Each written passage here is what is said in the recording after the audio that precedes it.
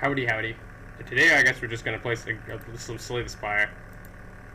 Some neutral content, if you will.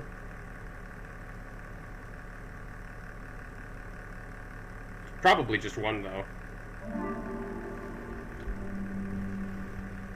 See how far we get. Oh, I have a run? Oh, no.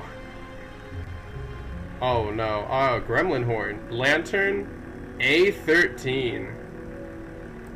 Oh, boy, I can't believe I left this in the chamber. What? Magnetism? Neutralized! Holy thing, holy shoot, this thing is dusty. Alright, Sneaky Strike. Terror! Magnetism?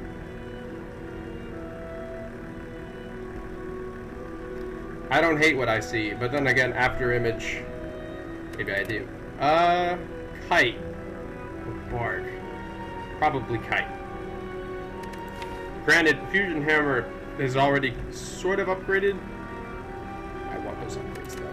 You can't tell me not to. And I think Hovering Kite also just like, I mean, we're running Sneaky Strike. I would assume, I would very much assume.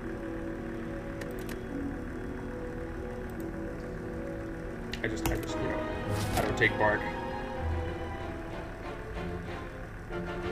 Sometimes Slay the Spire runs are a little funny because sometimes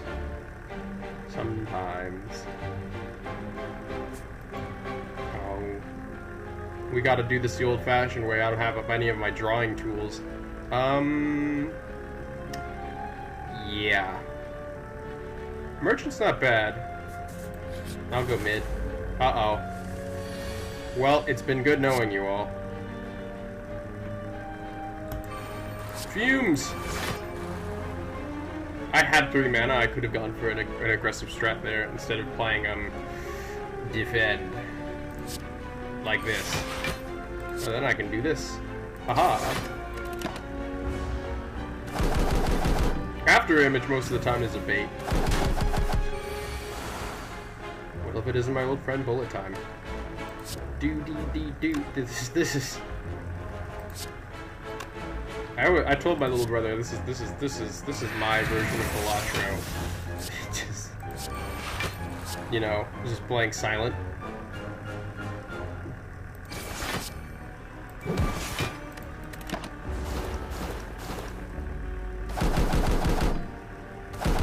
Because most of the silence game plan is mostly just like managing your hand and then being all like, oh, I think I would like to play Terror and Bane and Flash of Steel. Put a card from your hand on top of your draw pile. It costs 0 until played.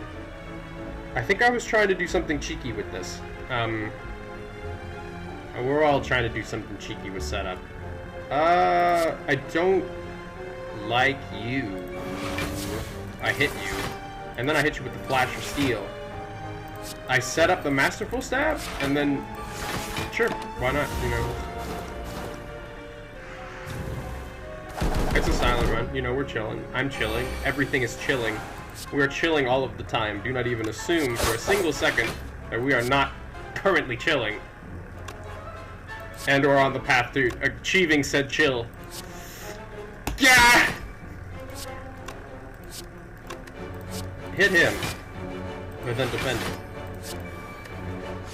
Thanks. Much appreciate. Ooh, hey, Gremlin Horn. I can never say no to a run with Gremlin Horn in it. What can I say? You know, it's by no means an unpopular Slay the Spire opinion. Blades is good. I take upgraded Quick Slash for the sweet damage.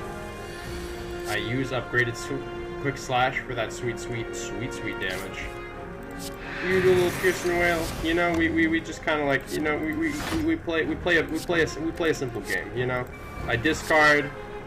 I hit you. I hit you for 7. You know, we try to single target our guys down so that way, you know, we can kick their butts later. So, I don't like how much damage you're dealing. I will reduce it by 25%. Thank you. Magnetism. Wait. I'd never really thought about this thing. I think this is actually a good time for this. Thank you. Poison. Double defend. Poison goes through block. This is kind of just a silent L some of the times, you know. Sometimes you can't make it. I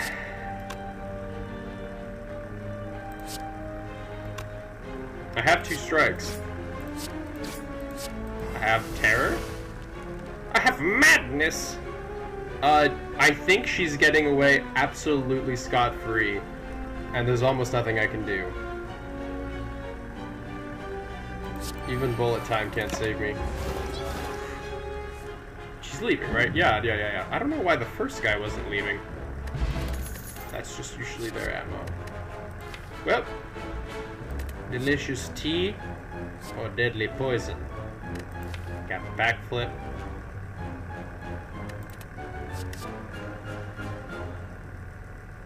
I like backflip. Well, welcome to most of the silent card choices. Where you sometimes it just feels like you're at the grocery store and you're like, I like oranges. I think I can do something with oranges. You know, like, it puts a little zest in my meals. You know, I hear some people like to scrape out like the little rinds inside of them. You know, I'll take backflip. I like deadly poison, but mostly just because we have Bane. God, I may be at A13, but I have no idea what I'm doing.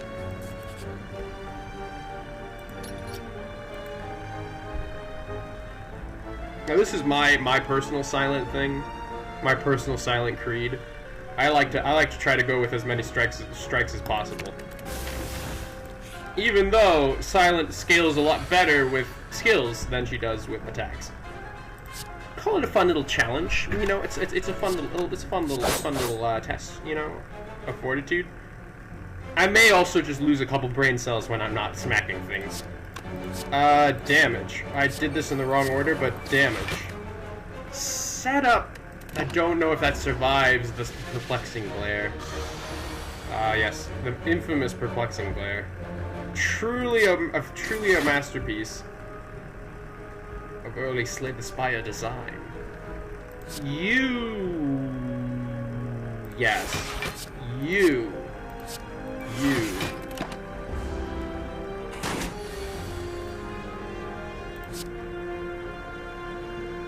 It's funny, actually, like, kind of building the silent towards being a defensive character.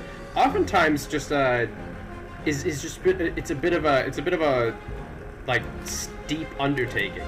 You know, where I figure that the defect, right, has like very good, like, common skills of all things. Like, you get leap, you get some pretty good stuff, you know. Whereas a silent kind of struggles because you have defense, you have almost no scaling.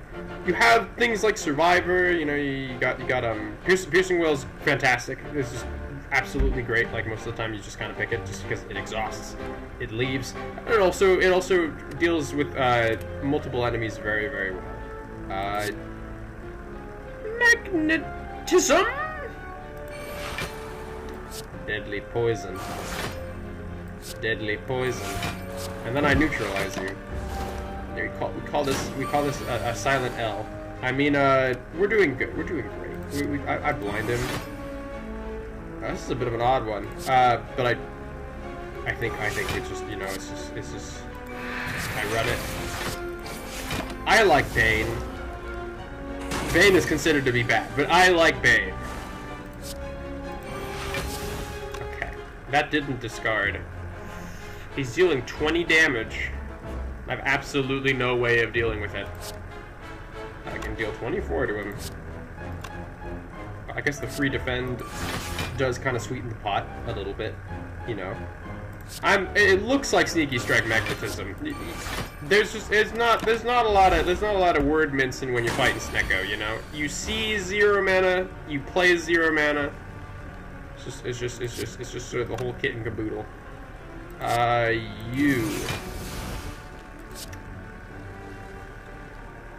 Actually, it should just be Bane. There we go.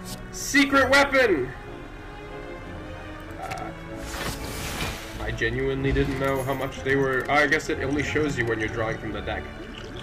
Bronze scales. Oh my! It's like the same choice we had earlier. I like Quick Slash because you play it and it does damage.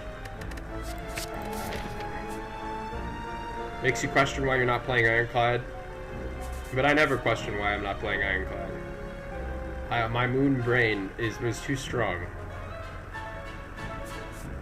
I don't even know what Ironclad is. Ooh, double fire. Hello, hello, double fire. Bullet time. You sort of have to be dealt with. Like I don't want to. This is pretty good.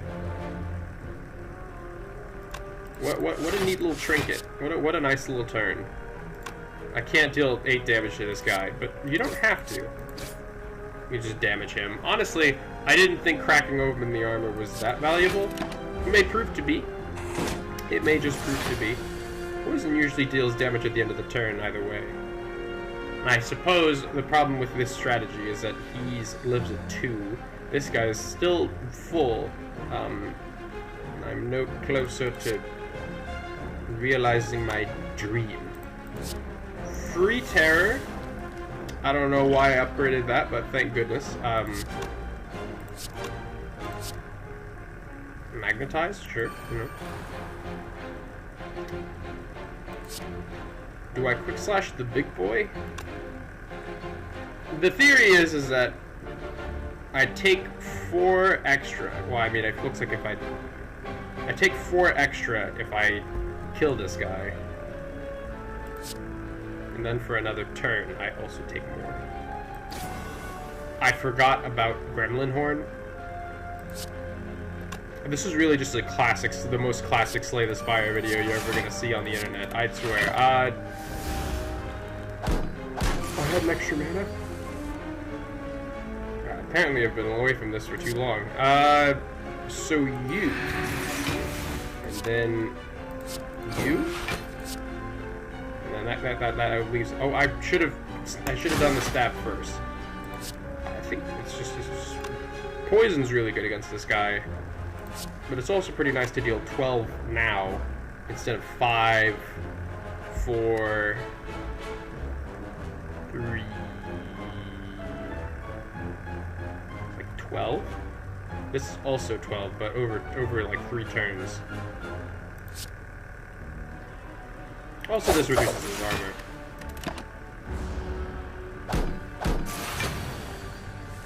Hello. Hello. I will thinking ahead. I feel like I need that defend. I could put setup on. I'm honestly like not against it. Maybe I wanted Bane. Maybe. Alright, so we can either, this is classic silent content. We either hit him for 27 damage. Oh, we tried to live. Oldie but a goodie. Figure either way we try that out. Okay, we are going downhill. We are spiraling out of control. Setup! I'm not gonna play setup. I'm simply not. Like, I'm not that guy. Sneaky strike? Thank you. Neutralize. Now, I was thinking I'd play a defend, but it's getting really close. I think we poisoned. If I find out that poison would have killed... Oh, if it isn't my old friend A-Pot. It's not quite the turn for you, buddy. But believe you me, believe you me, like, in literally any other time, you would be... I still think upgrading Flash of Steel is, like, pretty funny here. Alright, you see? Flawless victory. I think I trade my Thorns because I think I'm going to die. You get Bane plus, you pick the attacks, you always win at silent. You know, you can never go wrong. I need to live. That'll do it.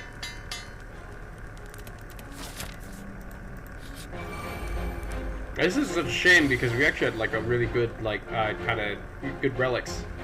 I know we only had Lantern and Gremlin Horn and Hovering Kite, but I mean most of the time that's what I really want. So it appears as though we may be at some sort of edge. Oh wait, I have Gremlin Horn. How did I forget? How do I forget? Is forgetting real? Okay. So this will deal 16, and then this will deal 2, so it'll be 18, and then it'll deal like 3, and then he'll be at 21. I think poison takes a little bit too long to really like finish him up. I want to deal this damage here. I figure, well, I mean, we could certainly use strikes to take him out. I want to see if we can sort of sneak around that, because I don't want the mana this turn. Killing him means getting off like one more strike. Which is like, it's fine. It's not great. This may or may not be something I was worried about. We are not failing. We are wailing. This is still death of the very, very certain kind. All right, we bane for an out.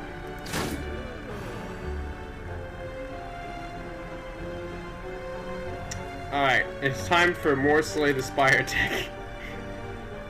We cheat.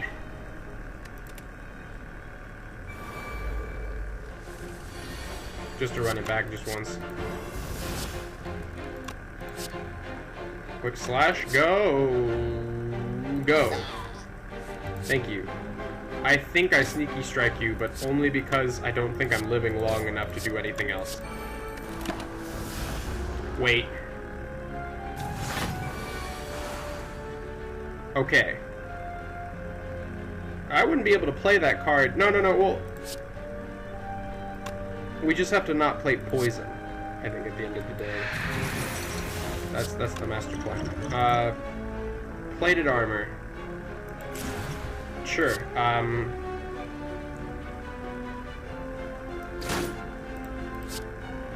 It looks like we got him.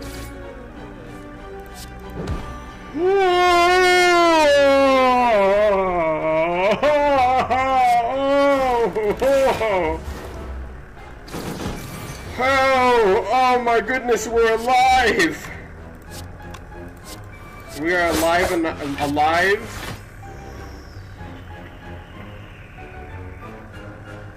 You know, I know this may not seem like death. Oh, I should have saved that for the turn that I needed it, because I need it next turn. So, we kind of have some cheeky things we can pull. Poison is always at the it's at the start of turn. We still get the mana from that, so I'm just gonna do a little bit of that, a little bit of that, a little bit of magnetism, you know. Gremlin Horn gives us 1 card and also 1 mana. We have our Masterful Stab, we got a Dramatic Entrance, you know. I just pop it. Now this is the very difficult part, where we either decide to go after the big guy and deal that, and also this. The fun about Gremlin Horn, though, is that, like, you don't really feel punished that much for... Oh, whoa. You can't just put calipers. Calipers, what is this run? My artifacts are, like, pretty good, but... Oh, there's acrobatics. I'm usually more of a fan of expertise, thank you. Combines with bullet time. Storm of Steel is not going to do anyone anything. You know, it may sound weird, but I might just want, like, base acrobatics. It's 3 cards and it's a discard, you know? The weird thing about expertise is that you have to use it when you're, like, when your hand is nothing.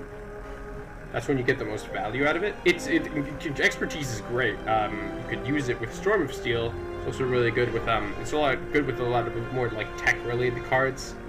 Like Grand Finale. But seeing as though we do not possess Grand Finale, perhaps our greatest Storm of Steel is worth considering. Because Storm of Steel does work with After Image. It technically works with Bullet Time. I think the problem is that we're kind of playing everything, so After Image doesn't really get to see a lot of love, a lot of play. You have to play After Image for this to be good, and the reward for playing this is you get 3 armor for it. You know, I just don't see it. I see Sneaky Strike, I see upgraded Sneaky Strike, and I immediately go like, that's good. We have Piercing Wail, we have good things to draw, so I think it's worth it to draw. First time you discard a card each turn. This is discard. If you Storm of Steel and then you kill a guy, that you would be able to Gremlin Horn into drawing something good. You should never pick Storm of Steel. I cannot stress how much you should not pick Storm of Steel. But being as though this is a rare card and this is quite common, you know, we won't be able to use it with Sneaky Strike, but we haven't been using anything with Sneaky Strike. We've just kind of been playing it off the top. Storm of Steel is really good if you draw. And we have 2 Quick Slashes. Alright. Okay. Okay, alright. I think we rest. That's why I like Silent, because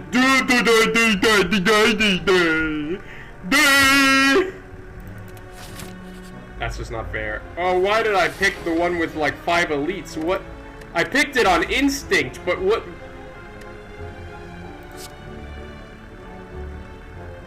Please go away. Okay, so Bane isn't doing anything. Quick Slash is goated. Check it out. Look at that Quick Slash goodness. Look at this. Bam. That was all Quick Slash. It was nothing but Quick Slash. Quick Slash all the way. I'd rather deal 7. And now we Storm of Steel. Huzzah! We don't get to keep the mana. If we had some form of ice cream, that would be very funny. I'll take the 6, man. I'll take the 6. I'll get it back. I'm not afraid of anyone now. I am silent and I have found meat on the bone. There is nothing you can do to me now. I'm not afraid. Anyone set up on Bullet Time? Okay. Okay. So we do not have the damage to take down the guy in the back. Which really stinks, because that's he's kind of an issue. I have Kite, I have Lantern, I have Snake. We may or may not just die from this.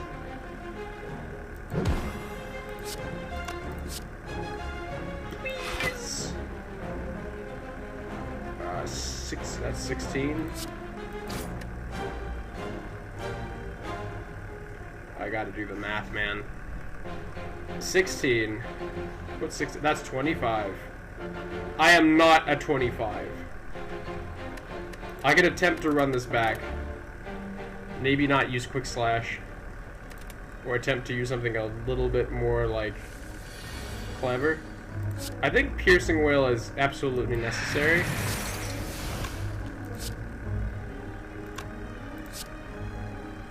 Quick Slash is good value. I think actually if we had just defended against this guy, instead of sort of going for the Storm of Steel kill, we would have done mighty fine. Because now we have 24 health. It's the silent sacrifices you truly pay for sometimes. You can go up. Yeah, now he's not even close to being dead, which is bad, but now, like, we live on 3. We're vulnerable, but we live on 3. I think we Quick Slash first. I think we Dagger Spray first. So there's a couple different ways to play this hand. A couple different ways.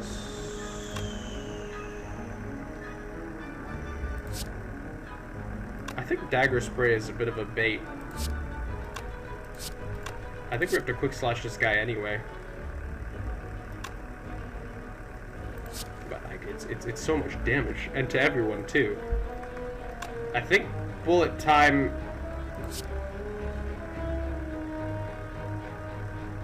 I think we hit him. We play it safe. I terror you. I could use bullet time to play 3 cards here, and to be honest, I think I will. Wait. We need to run this back. We need to run it back.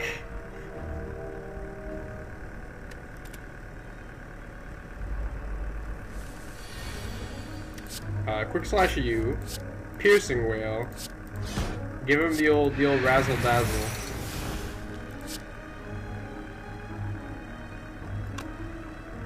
Yeah, this discards, but this doesn't draw a card.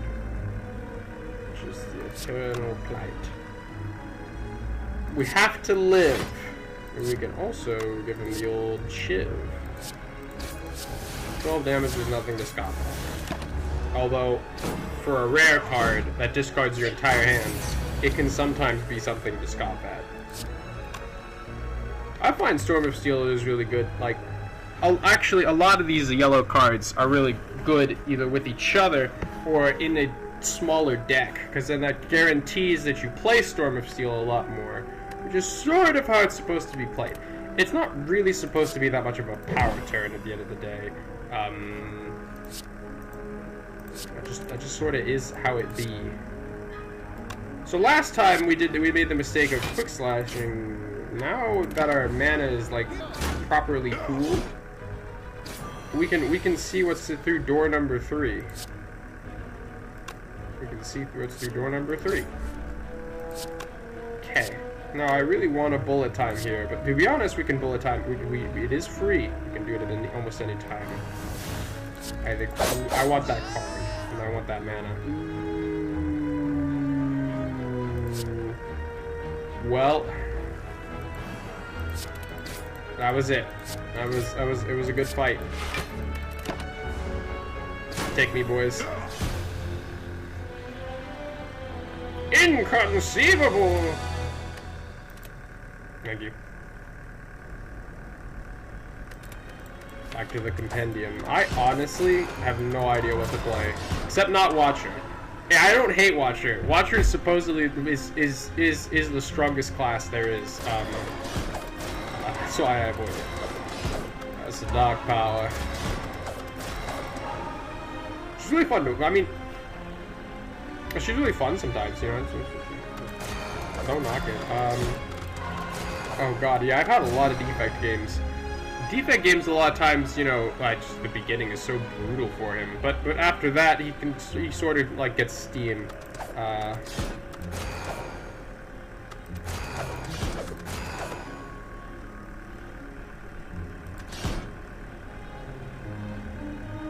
don't play Ironclad that often either. Most of the time I'm trying silent and just eating it.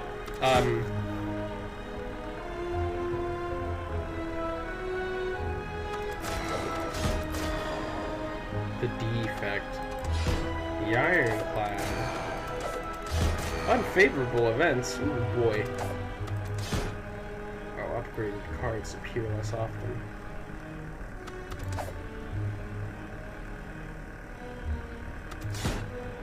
Sometimes, I wanted to see how far I could get as an Ironclad.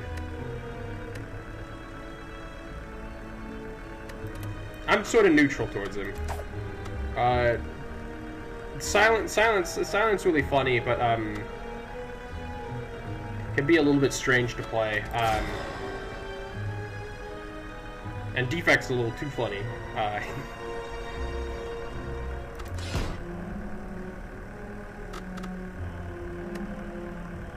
We'll go the old tried and true.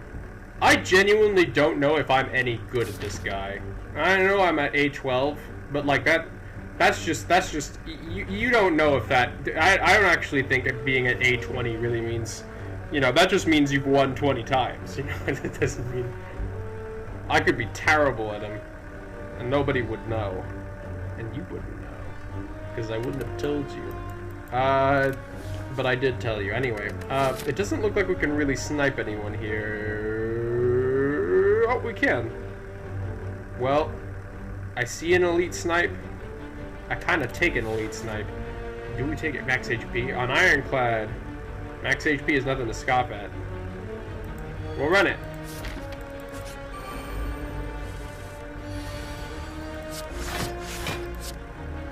Attack.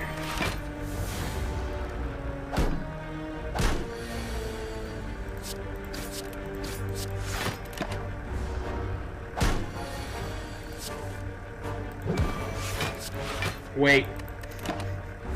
Run it back!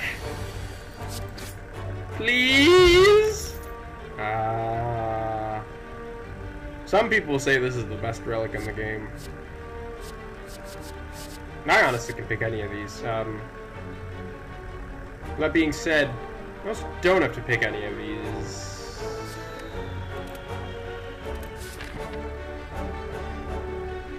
Do I not? Do I just not? Okay, we got max HP. I kind of want to go towards the burning.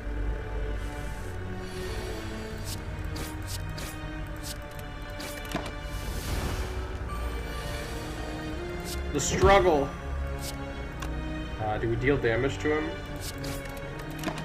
Yes. But only because I know how it ends. But also because I'm... This is one of those Ironclad cards you kind of go crazy for. Anyone for Body Slam these days? Body Slam? Shockwave. Shockwave does a lot. You never doubt its utility. I think I I like Feel No Pain.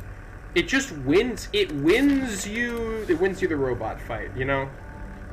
All right. Now everyone wants lose HP, gain money. You know, it's basic. It's easy. But everyone likes gambling, and I think gambling. Yes.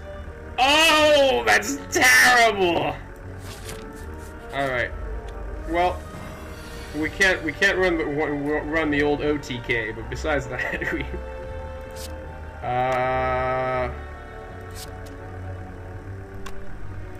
bash, strike, bash, strike, 3 strikes, Unga Bunga 3 strikes,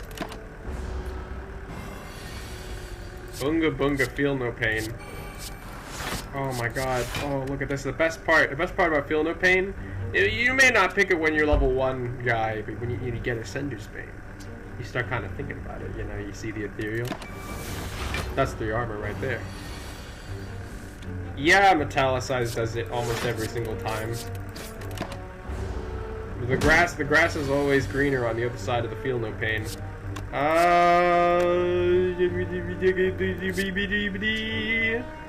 La-dee-dee! Okay, so he has slimed us. We're not losing here. We could just take it easy. It's a weird one. One of my favorite things about the Ironclad is that, like, it's actually really fun to play defensively. Like, well, to me at least. I actually think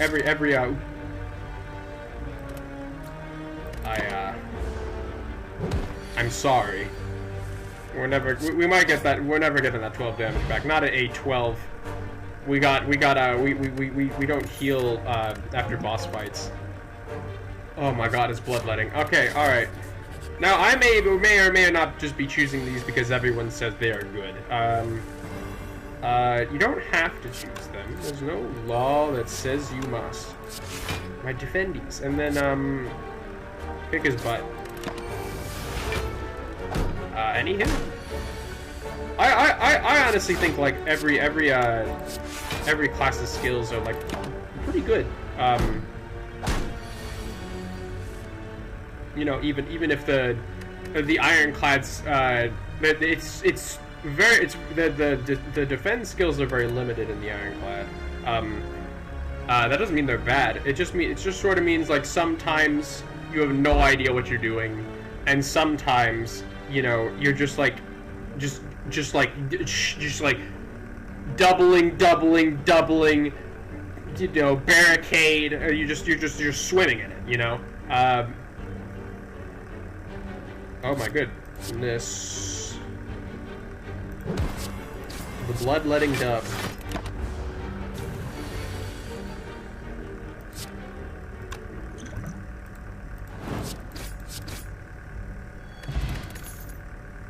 Thunderclap. Oh, this is kind of where we can choose some funny things. I'm honestly kind of tempted to choose either ghostly armor or dual wield. We could have a lot of fun with dual wield. It's the fun, you know. It's we pick it. It's fun.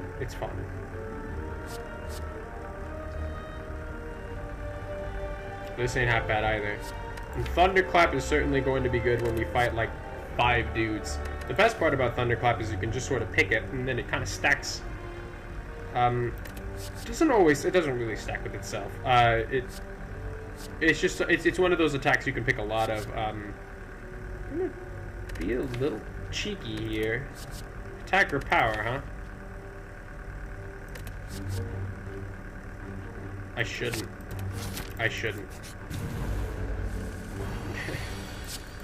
Hi. That dealt 4 less damage. How you feeling? This isn't the time for feel no pain, but double bash, you know. I think this is just the time where we kind of try to be defensive. I can only play the hand that's been dealt to me. I did not play Feel No Pain. That's on me. But we can double up on Bash. I don't really know if duplicating any card makes your deck better, but that's why we picked dual wield. It was for the chance of glory. One time I played Silent and I high rolled dual wield. I had Prismatic Shard and then I high rolled dual wield into a quintuple demon form. Of course, I also had Mummified Hand because, you know, you think I'm playing 3 demon forms? Anyhow, boy, we're taking a lot of damage. So Feel No Pain here is free. This is also free. This is also free. This is a little less free. That's game. That's very sorrowfully game. Alright. Good game, Gremlin Knob. We fought the good fight. We went the wrong way. Devastation. Back up the ladder. Hello again.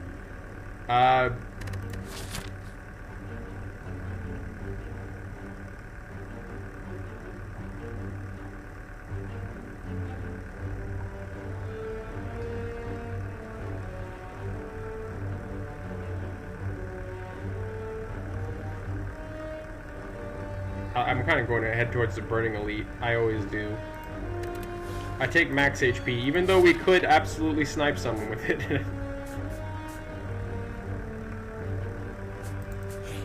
I just like seeing where the road goes, you know?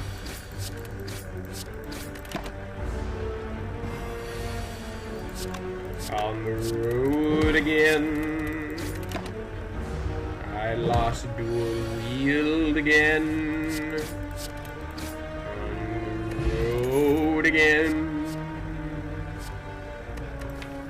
I'm trying to experiment a little bit more with like choosing Ironclad skills, but Armaments is a little funny where I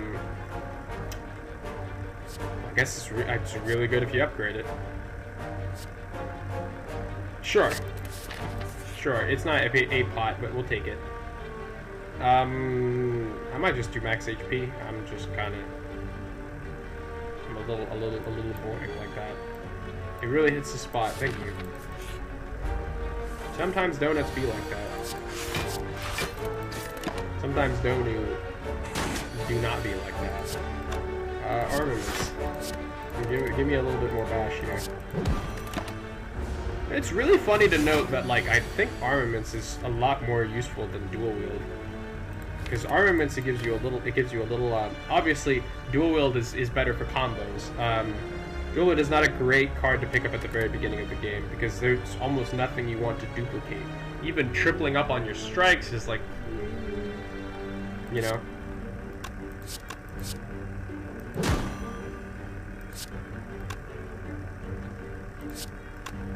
And what would you like to dual wield, you know? Do you want to, like, if you get one wild strike and you upgrade that and then you dual wield it? Well, that's pretty good. But I did just describe the ideal scenario. I honestly don't know whether damage or not damage is the answer. Did I just, like, bash him twice and now he's got vulnerable 5? Sometimes we're doing that.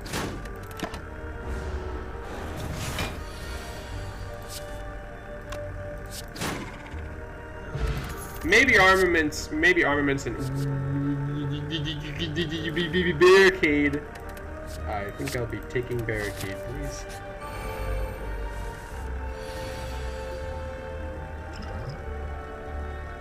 Am I a goblin?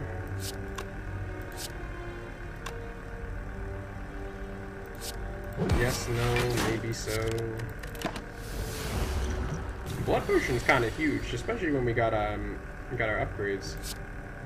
And you know the clever thing we can do here? We can armaments into barricade.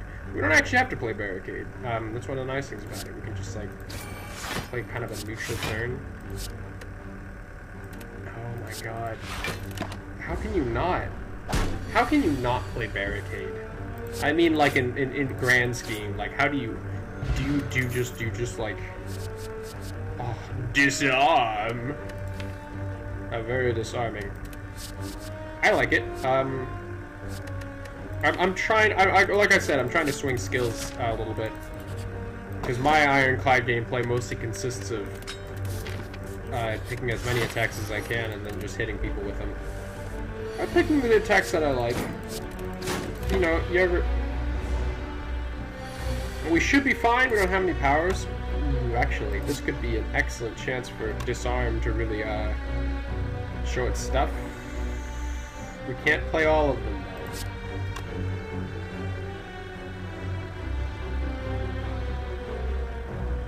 Whichever one we do not play is the one we will suffer. I think we armaments bash.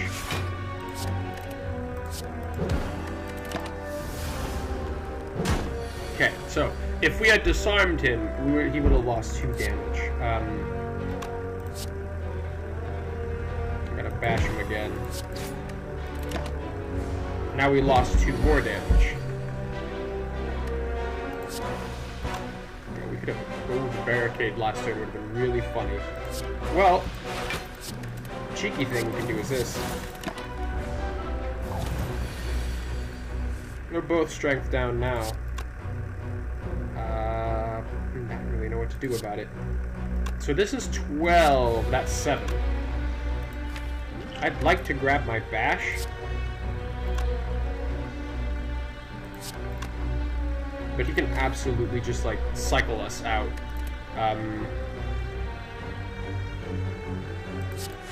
Maybe it's best to just double defend and sneak in the damage. What can I say? Sometimes Ironclad is not entirely unlike doing your taxes. I mean...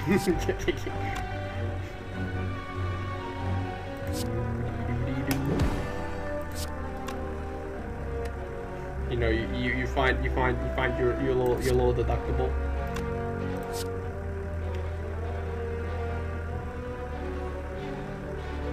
I was both in torment and also deciding whether I would sneeze. Go. Do it, because I don't need help next turn. I need a lot of damage. We need to swing for 18, which shouldn't be that bad. That's 3 strikes. You know, what are the odds you get 3 strikes? Wait, we have it. Woo! Classic Lagavulin. I'm a greedy man. Immolate is something worth dual wielding. I'm a very greedy man. And this is the cheeky part where we just pick armaments. We call it. And I have a blood potion, so we can actually kind of get away with this. Okay, now this is where we died last time. I can't enrage yet. There we go. Take a little bit off the top. I can barricade! Sadly, there's no reason to. Is there a reason to barricade here? Sundial is every 3 times you shuffle your... Yeah, that's not. I'm looking for answers. I'm getting desperate. I think the best option, actually, honestly, is to triple defend. Is double defend. He's gonna get a lot of strength. He's going to get 4 strength specifically.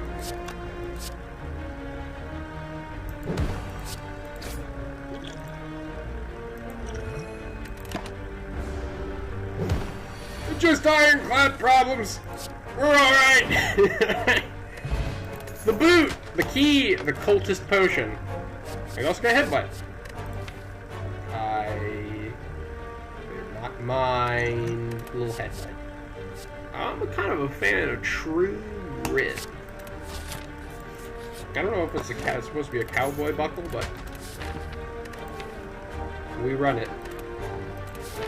True Grit is the reverse version of armaments, whereas armaments will upgrade a card in your deck, and True Grit will remove a card from your deck. Sometimes I think upgrading and removing are like polar opposites, because if you remove it, you remove it, and then if you upgrade it, then that kind of means you have to play it. I love your barricade, but someone's got to bite it. That was an excellent show of how good True Grit was. I can kind of, we can do some cheeky strikes, and we can decide whether or not we want to disarm him. He's the weakened guy.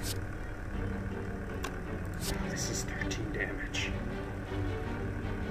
Okay, if I have we will not have vulnerable next turn. Our hand is 3 defense, 1 strike, and a 21 damage immolate. Immolate. But if we disarm him, we win. We win the moral victory. Although if he gives us weaken, that'll certainly put us at a disadvantage. I think we take the obvious choice ahead of us.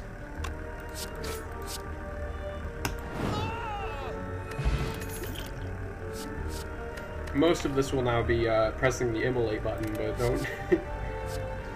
Body slam!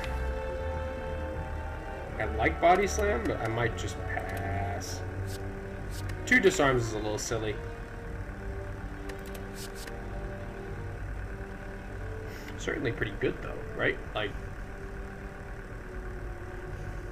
there is some damage threshold. Like, is 2 strength more valuable? Losing 2 strength more valuable than losing 4? Losing 4? If it's the same value, I might consider picking it up. But if there's more value in having and reducing, because there are guys with multi-attacks. You can absolutely destroy Bird. I guess the true... It's Slime, I think. I'm afraid. Pass, I'm gonna feel bad about it. It's got exhaust, It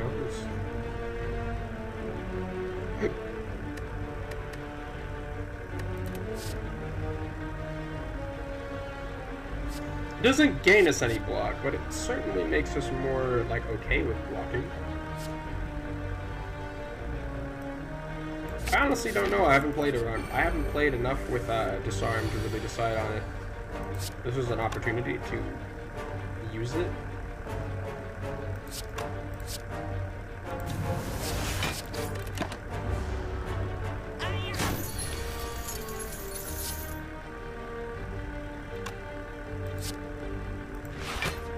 Burn!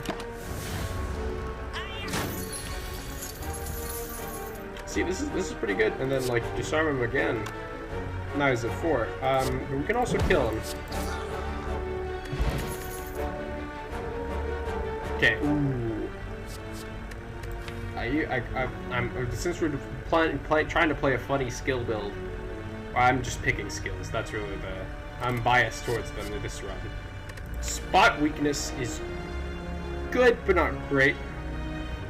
It's certainly useful for all of these strikes. Shockwave is actually kind of nice. Kind of works pretty well with Immolate. And an Exhaust. I'd like to pick both of these. I suppose my general problem is that I don't really want spot weakness for Immolate. If I have any AoE problems, I use Immolate. You know, so increasing the damage of the strikes just doesn't really appeal to me. At that point, I just Shockwave. So we have our Smith. We have I might want True Grit, that or Bash. Bash is usually, you know, it's just usually it's a good pick.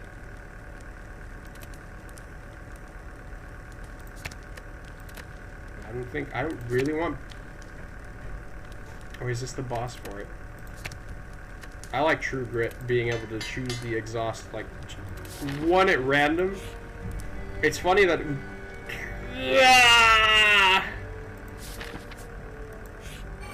Why? Oh hey. I may not have any defend cards now, but you know, come back in a little bit. We'll get it worked out. It looks like I'm taking that 7. Yeah. What are you gonna do? Hello.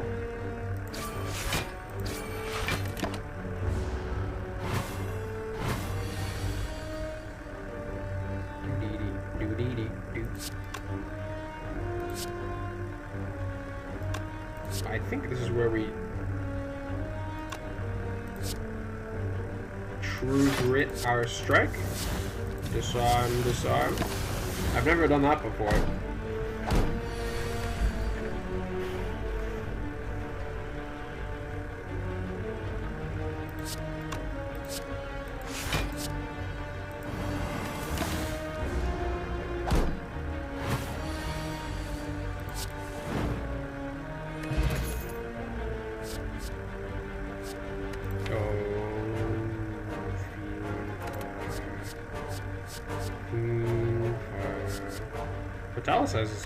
Metallicized is honestly pretty good. It's upgraded. I think that sort of should push me towards it. Fiend Fire. We don't have any way of getting back anything we exhaust. Some of our deck already exhausts. And the problem is you can't really use it. We didn't pick spot weakness, so silly. Heal for 27. Obtain the ruby key. Or we Smith. I really, you know, Shockwave looks mighty nice, but even that's a little dubious. I'll take the key. It's the most ambitious play. You have less strength now.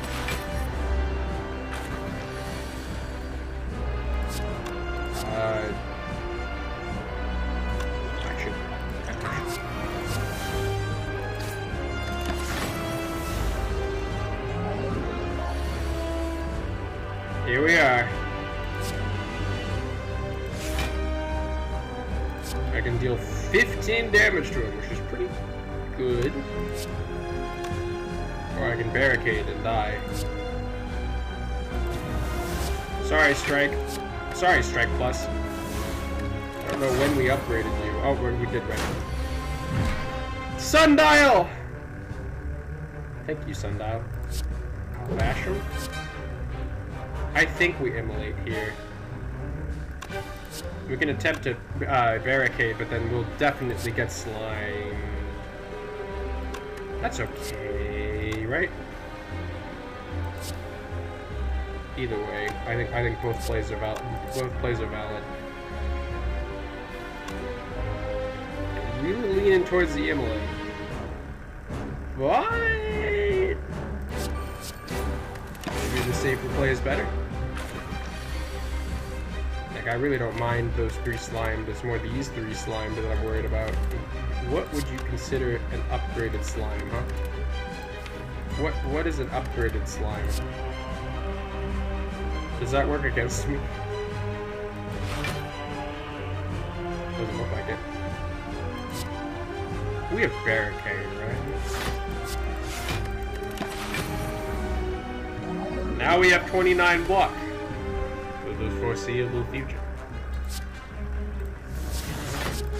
Maybe we just kind of run them in circles, you know. Maybe we wait for him to die. These slimes are certainly affecting me, brother. In a mighty harsh way. Wouldn't wish him upon my worst enemy. Now look, another slime. Yeah, just can't seem to get rid of him. I think he's going to try to crush us. So, I have 18 damage in hand. This would split him. But we can wait. Play a slide and pass. Yeah, this is just the barricade difference. Goodness me. I'll play a slime. Play a slime. Put up some armaments, you know? Have a real field day of it.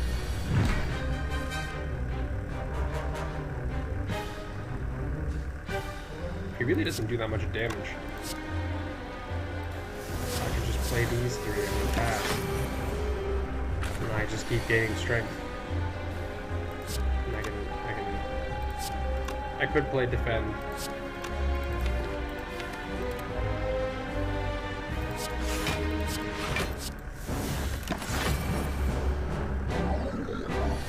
I don't really play around with barricade. This is a different kind of feeling. I don't think I'll take that damage. I think at some point we have to actually attack it, is the problem. 67 is a really poor split point. And this is gonna hurt. But it shouldn't hurt that badly. Well, now they're at their split point. I could deal 17 to you. What do you feel about that? Oh my god, the barricade. You just kind of keep rolling on it. Fireman, please. That deals 22. That is your split point. It's also our point for Gremlin Horn to kick off. And usually this is a terrible decision. But seeing as we have Gremlin Horn, some exceptions to the rule are welcome.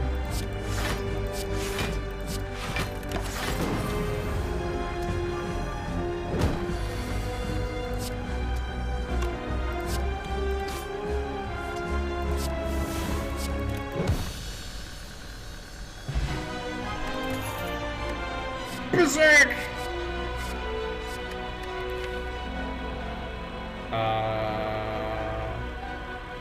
Corruption is mighty dangerous. Oh my god, they're all upgraded because we got Frozen Egg. I have heard people always say Brutality is like kind of the worst one, because you draw it, and then the next turn it draws you a card. And then that makes it even. But it also does nothing. Good card draw, though. Certainly don't mind card draw. Berserk is really, really funny because it's upgraded. It's just one vulnerable, And for the barricade, honestly, like, kind of looks pretty good. Corruption's the one that we sort of have to worry about, because it's really strong most of the time. It just exhausting your stuff is just like kind of works in your favor. Some of our stuff already exhausts. It would only really succeed in really exhausting the cards in our deck that we kind of want to keep. So it's either Berserk or Brutality. Berserk is very dangerous. Brutality is very safe.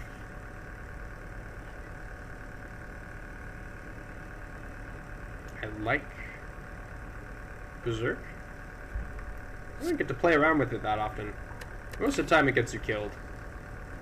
It does not give you the mana the turn that you get it. So, in a way, it's just like Brutality. The difference is that mana is obviously better than cards, but Vulnerable is a lot worse than 1 HP.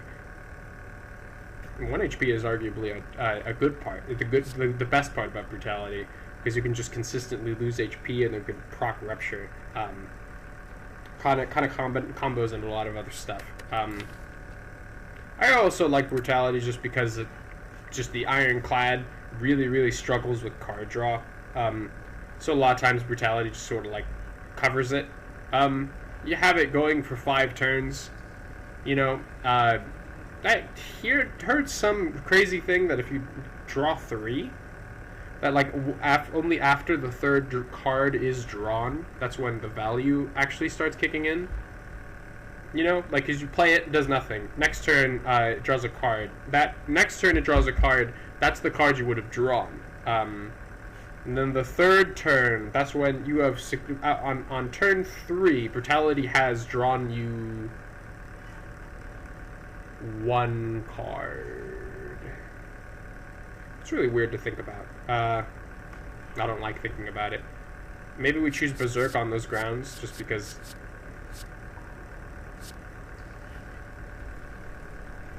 I really like it though. Like it starts with an 8, and it's 0 mana.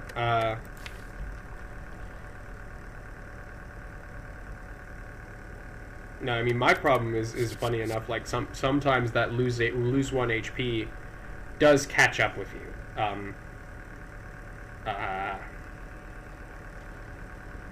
It goes right through your armor every single time. That's the high cost. And as we have mentioned, the card that you would have drawn the first time you draw is the card you draw turn 2 is the card you would have drawn turn 1, or so to speak. I'm afraid of Berserk. Oh my god, it's Mark of Pain! I don't think we're running Mark of Pain. Maybe if I chose Brutality, we could talk about it. Bark or Snecko Eye? Snecko Eye would not be the worst. We have Shockwave, we have Barricade, and we have Immolate and Bash. Still a little weird though. A lot of card draw though. And every turn you draw 2 additional cards. You would be able to do what I personally want, which is play Immolate every day for every encounter. Play Shockwave, play Barricade for less. Berserk's gonna take a mighty L.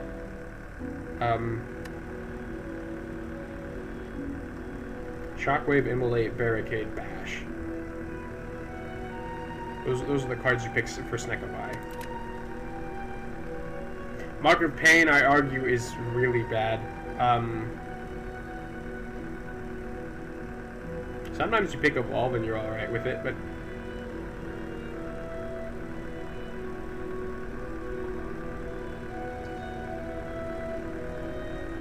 it's theoretically sapping at your card draw. And it's start of combat, so your very first hand can contain a wound.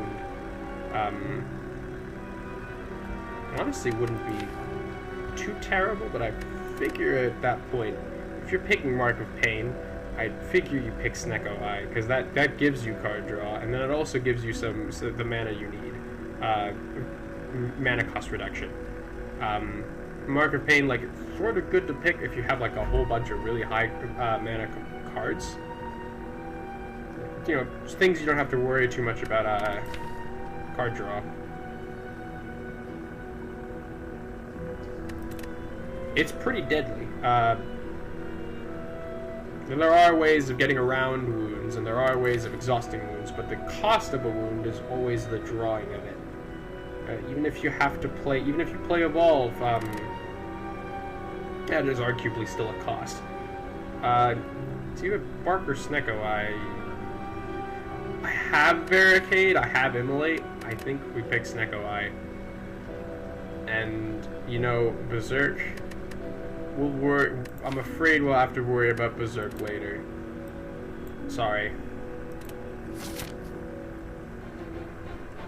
Sometimes Snecko Eye can absolutely do in a run. Snecko! I like fighting an elite.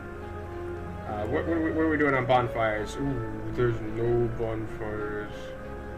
Not a single one. Wait! If we hit the merchant, then we can get 2. That's worth something, right? We could hit... I don't know why I always just default to fighting elites. I guess I just got that dog in me. It's 3 though! You can fight 3 elites! You just goes down the center path, and then you can take 2 bonfires if you really get messed up. You can fight a bunch of guys. It should be the same either way. I'm kind of just heading towards that shop instead of getting that bonfire. That's sort of the trade-off here. I'm gonna buy a lot of things. Go, Snecko! Honestly? Snecko didn't do me wrong. I played the upgraded powers, but this is where the more difficult decisions must be made. It's a shame. Come on. Yes! Yes! This is everything I wanted. What do you feel about 3 mana to strike? Because I'm not really partial to it. I'm going to immolate you. I don't really know when I'll stop. Burns. I was literally just complaining about, but it is discard pile, so we have to draw, we have a whole other turn to draw before we even begin to feel the effects. I'll run it. Now I think it's sort of our win condition. Okay, now this is where some math is perhaps required. Bash is absolutely free. I think we do that one first. Reducing the damage heal deals by 4 seems pretty good, but honestly just like a nice little weakness. We'll do them just fine. There we are. I play all my defends and I hit you. This is going way too well for a Snecko Eye run. I expected like I expected us to low roll. You always expect the low roll.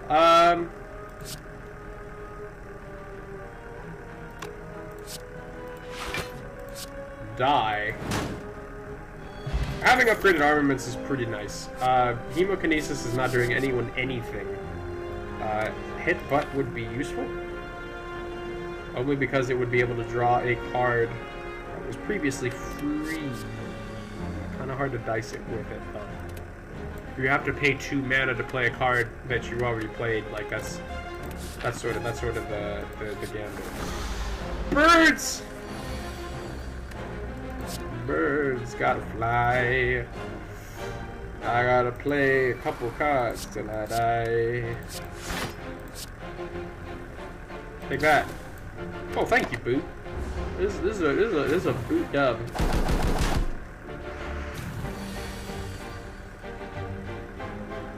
Okay. It seems like we did not get any form of price reduction this time around. Except on Strike. Shout out to Strike. I think Shockwave is just the objective play. Now, Immolate may deal 21, but it deals half, so it doesn't really get us out of jail here. That's honestly just really good. Can deal increased damage. We can't really do anything too clever. I think I'll just deal my 10 damage and pass. I want the potion. Now I think the only thing we're really missing is like some good skills. Even some silly ones. Disarm is seeming a little silly, but I figured if you couldn't play it, you wouldn't play it, you know, and so on and so forth. I like this. I'm a bit of a fan. I don't want you to deal damage either, personally. Get rid of a strike. You can attempt to berserk here. It'll make him deal a little bit extra, but it'll give us some hopefully breathing room. Luckily, if he does 0, he doesn't increase it. Oh my goodness, that disarm is doing work. All right, here's our immolate opportunity. Everyone is vulnerable, so they should take a nice, healthy chunk of their health. That's good.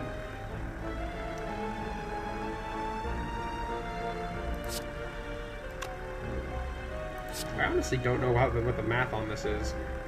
Will it deal 5 or will it deal 6? 50% less attack damage, 50% more damage for attacks for 1 round. Maybe we just kill the guy in front? I wanted to know. Thank you, Barricade. Barricade's so funny. It makes all of your defense so good. Zero on italicized, don't mind if I do. What can I say? Sometimes Snecko makes your life easy and sometimes it makes it hard. I think we kill the guy who is dealing damage to us. And then we get our free defense. And then we just keep it. Honestly, Metallicized looks like fantastic with Barricade because you just keep racking it up. I don't really want to deal with this burn. I think you do. We healed ourselves. We have Pommel Strike. We can get Clothesline. Clothesline's kind of funny. Clothesline is a very funny attack. Problem is that I don't think cheating 12 damage in a week is really what we should be focusing on. It's really good. It's better than most of the things we have. But do you take something that's good? Pommel Strike's worth something, but at the same time, maybe not. I don't want to draw Pommel Strike, and I also don't want to draw Clothesline. As much as I love the idea of either having a 1-mana Clothesline or a 2-mana Clothesline, like, I feel like we can kind of get away with it. But I would also argue that maybe Uppercut, I guess, a Clothesline is in hand. Is that worth an Uppercut in the bush? Is this worth a Bludgeon in the bush? We have exhausts. We have good exhausts. I think having a solid attack might actually go a really long way. I usually never pick Clothesline, but today is an interesting day. I can't argue with free Shockwave. Now one of you needs to die, and I'm not quite sure who. You've been weakened. You've also been weakened. I think you're the more dangerous out of the two. I get mana for killing you. It should be obvious, right?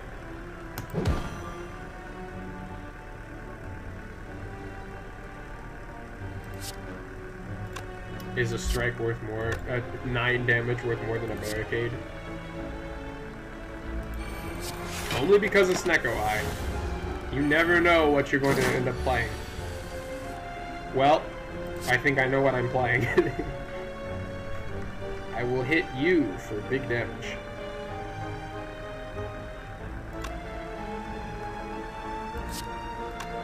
A little too many 2 costs, if I may say so myself. I forgot I didn't get any more mana.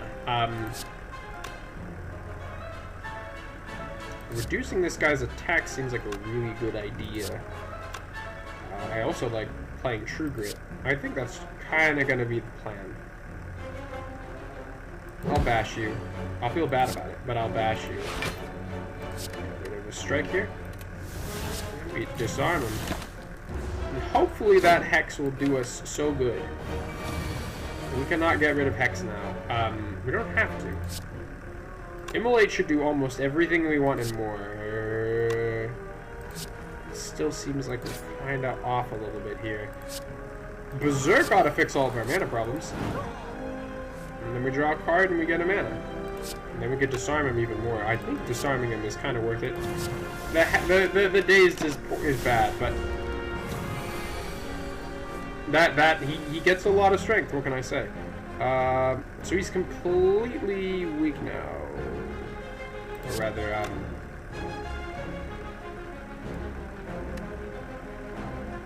this is our chance. We could also attempt to defend this, which would be the easier play. We might actually be able to get away with both. Do that, do that. I might get rid of a defend here, only because they're kind of running low. It's the same either way, I figure. There we go. Mostly defended. Here's your damage. Here's my metallicize. I really don't want to make any more days, so I think we'll hold it. I didn't want to take 4. I wanted to take 2. Hello, clothesline. Alright, I can't armaments clothesline.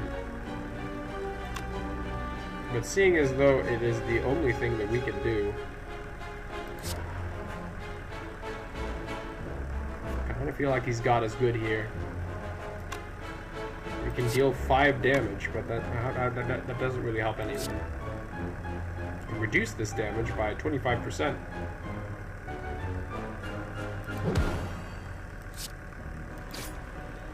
Thank you, Boot. It's still 22. Such a shame. Man, and I was trying real hard to get rid of all my strikes. I'm still trying.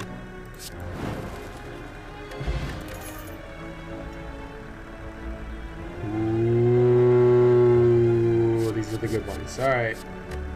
Feel no pain. Feel no pain is really good. Dark Embrace actually usually have a problem drawing it, but we actually might have so much exhaust in the deck that we could pivot towards this. I think Dark Embrace is sort of more the name of the game. Feel no pain is really strong. I think we just passed the guy that Feel No Pain was good against. On that note, Dark Embrace is it's card draw. We love card draw. We're Snecko-eye.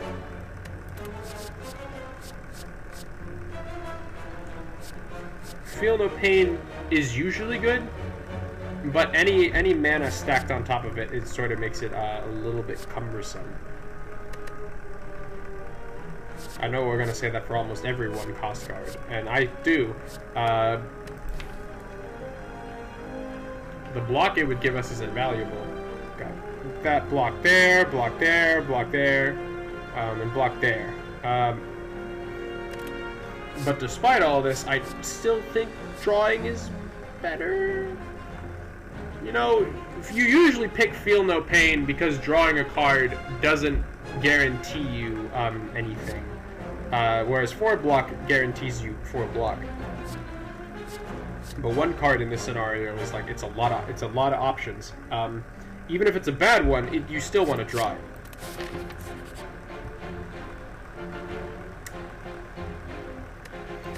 I really don't want this.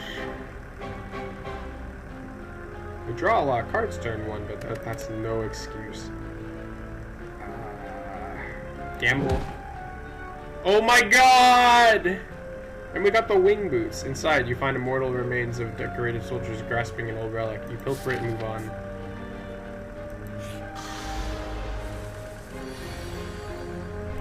I bash. Do we barricade or do we immolate? I don't really think your negative effect is going to do anything to me, but you're welcome to try it. I metallicize. Alright, this is why did it all have to be 3s? I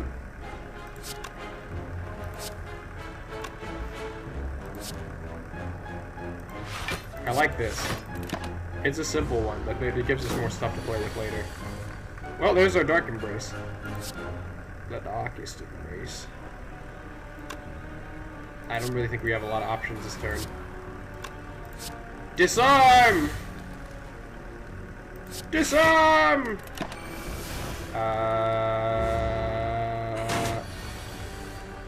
We'll be okay.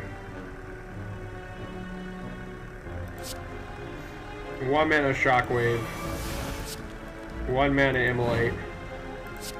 0 mana True Grit. There's Berserk. I don't even need it. This is when Barricade can sort of kind of hit a bit of a steep patch. Clothesline! Strike! Strike? I'm as confused as you are, buddy. Bye. Bye. Havoc. Its mana can never go up. No, we don't really need that much. We don't have that much mana. We can Berserk for it, sure. Its mana never goes up. This deals 8. AoE. Immolates a little bit finicky. Awful tempted. Awful tempted. We fighting the Collector? Nope! I've never looked at upgraded Whirlwind like I am currently. We could pick Havoc. Havoc would be funny, but Havoc's honestly a little bit dangerous. Okay.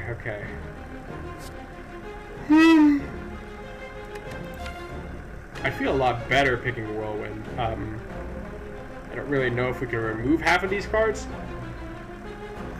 That might sort of be my reason towards leaning towards it, you know? It's the only consistent card we'll have in the entire deck. I'll take it for me. It's not because it's good, it's just for me. Elite, please. Because why wouldn't I? Alright, this is kind of doable. Wait. Okay. There's a line here. It's mostly clothesline Berserk. Thank you. Berserk! I like where we're going. I like this line. Whirlwind! 24 damage. Not bad. Not bad at all. Arguably better than Immolate, but we can sort of do cheeky things. Do that.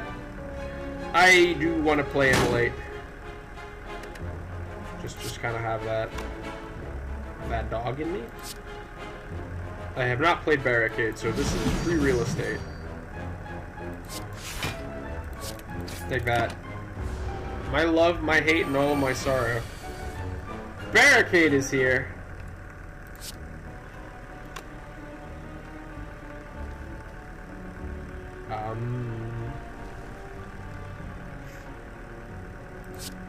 Metallicize? Metallicize. We have Dark Embrace. I suppose the only thing I can think of is True Grit. I'm gonna have to pause for a second. I gotta sneeze.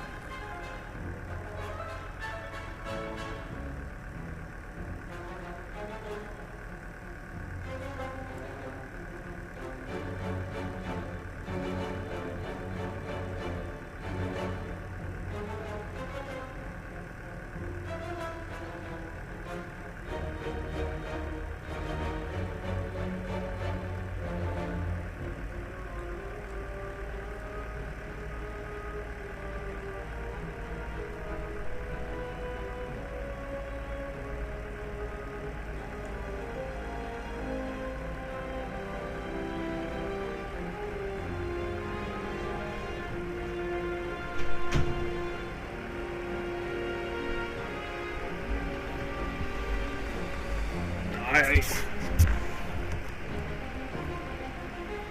I have returned. I've been thinking a lot about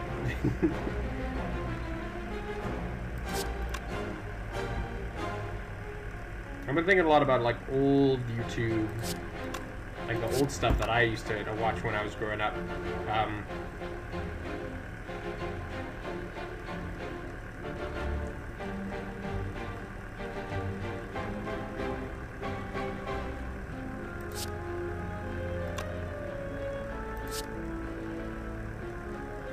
You know, I get a little rose tinted. You know, I get a little rose tinted glasses sometimes. That is the term, yes. I'm gonna die. Oh! No, no, no, no, no, no, no. Yes, yes, yes, yes. This can only end. This can only end in bloodshed. Barricade! I think the safe thing here is True Grit. Goodbye, Strike. Thank you, Dark Embrace. Shout out to Dark Embrace. 10 armor a turn is nothing to scoff at, but this health total leaves a little bit to be desired. Healing. Well, anyway.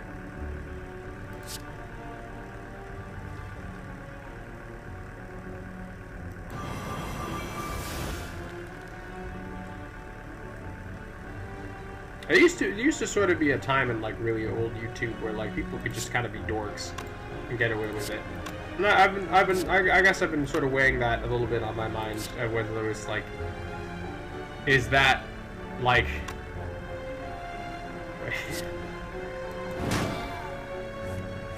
is that the ideal we wish to pursue?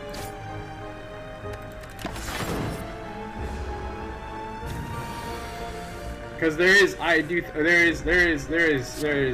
only mention it because I think even I have a little part of me that can just like play Slay the Spire, you know, until the cows come home, and be all like, oh, look at this! I found out a new way to use disarm without using strike. What do you think? And they'll be all like, oh my God, Luke, you're 60 years old. You still don't have a girlfriend, and I'll be all like, did you know disarm is actually kind of B tier? I originally thought it was a D tier card, but it's kind of C tier if you kind of think about it. Reaper. It's not good in combat. It's never good in combat. Oh, but you know it's 2 mana. You know it's 2 mana. Oh, alright. Merchant. Yes. No bombs. I think this is actually one of the circumstances where the oddly smooth stone goes incredibly hard. So I'll take it. And I will also take the Centennial Puzzle.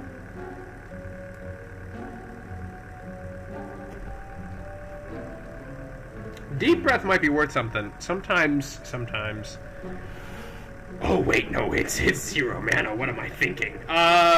Reaper again. Reaper, but twice.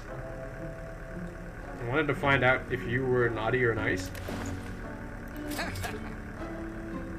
Okay, a little flex potion, you know, you kind of doing pretty good. Upgraded fire breathing. I don't think that's for me. The bomb. Usually it's card remove here. It's always card remove, but we have Snecko Eye. I don't really have to care that much. We're kind of right behind you. Kind of living the high life. Please, nobody. Nobody who's actually somebody. Please, nobody look at this run. Nobody look. Everyone look at everyone who is actually a scholar of renown. Please turn your heads. and allow only the fools to remain. Metallicize. It's delicious. Usually disarm is good here, but I mean, it's one or the other. You either proc metallicize, or you use disarm. And if you think about it, isn't well? I guess it goes both ways. When he's attacking 4 times per turn, metallicize is worse than disarm. But when he's not, metallicize is better. Immolate. I hit you for damage. Whirlwind was a little bit of a silly pickup. I guess it was for me. I guess my sincerest hope is that somehow Reaper clutches up. And if it doesn't, that's okay. If it doesn't, I don't care. I'll pull off your underwear. Yeah! Thank you, Barricade! Okay. We're at 14. We really need to do something to him. We gotta do something. We simply must do something. I honestly think that Clothesline Disarm is kind of looking good. I'm actually thinking of Forsaking Barricade in its entirety. Then we have to draw it later, but we get to undisarm now, and then this guy does 25% less damage for 2 turns. You know, I like it. This is also really good. You know, like a defend, that's 6, but this, that's priceless.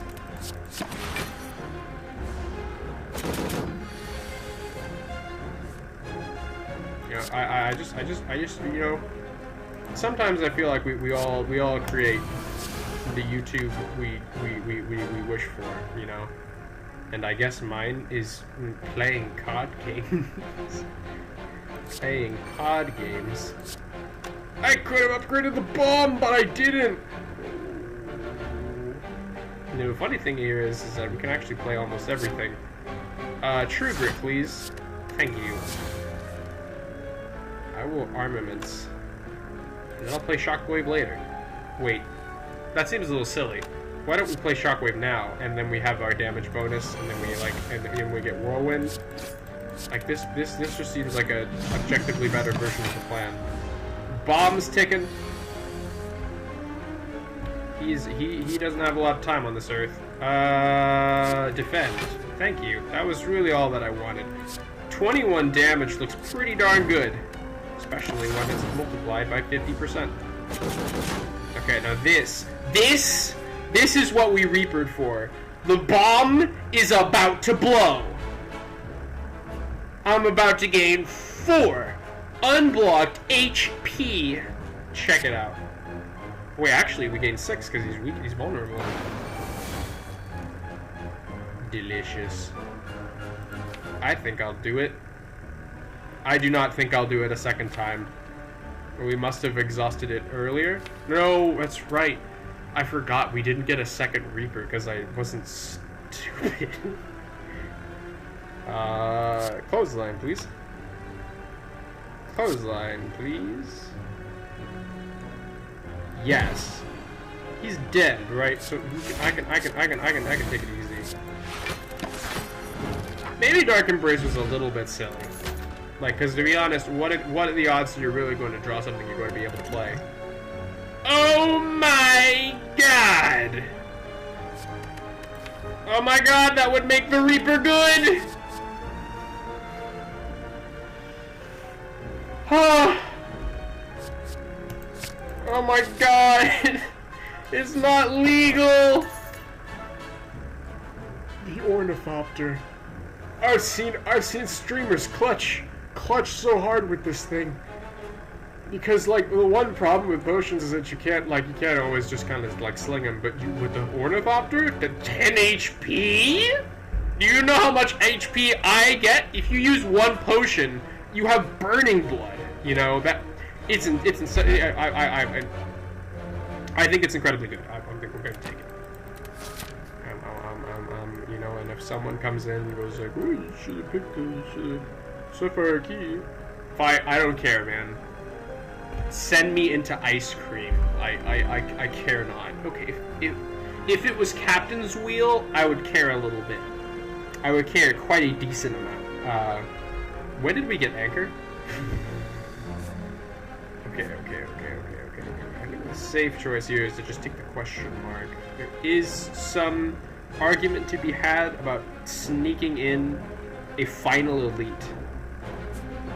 Or also another bonfire. I want to save my magic flying shoes! I think we're healing this time, boys. I think we're healing. Was exiled at the bottom of the spire. You feel compelled to read more, but your body begins to ache. Continue. Lose 2 HP. Seeking vengeance. And yeah, we bless outsiders, using them for real purposes. You start to feel very weak and tired. Continue.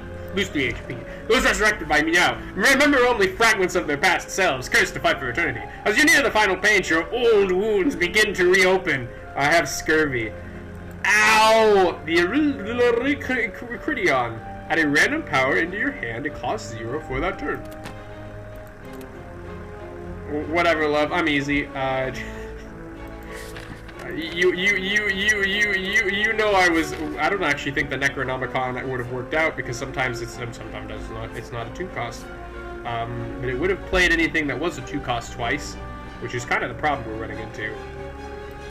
My tender question mark? Oh, that's a lot of HP. That's a lot of HP. Okay, here's the thing.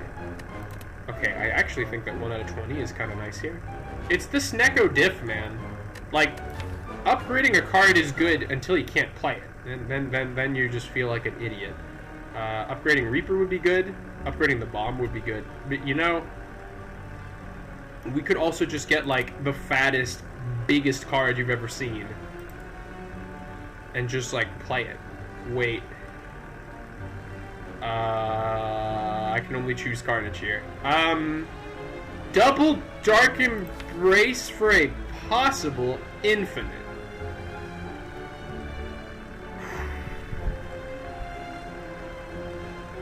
I'll do it.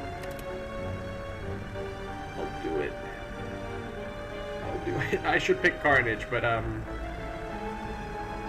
Carnage is not half bad. It's ethereal.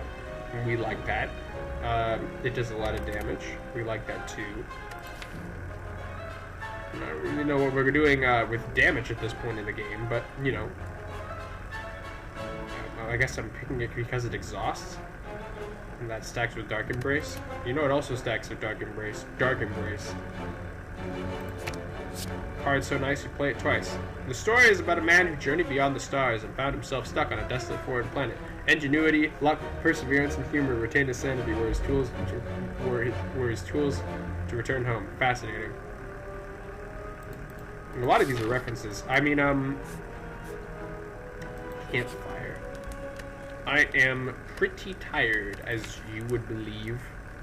Upgrading Immolate is really good. It's so good. Barricade is a mana reduction. We don't have to worry about it. Bash is pretty good. We like it. Shock is pretty nuts. But we're fighting Champion.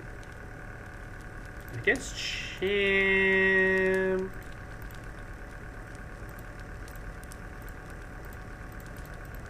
Honestly, one of these status effects I think would go a long way against him. Even Disarm Plus I think would do a lot. I would even go so far as to say Disarm Plus like might win outright. I don't remember if he cleans debuffs, which is a pretty important thing. Am I really gonna trade the fate of the world for one single disarm upgrade? I could put it on Clothesline. That ain't half bad. It's weakened for another turn, but disarm is permanent.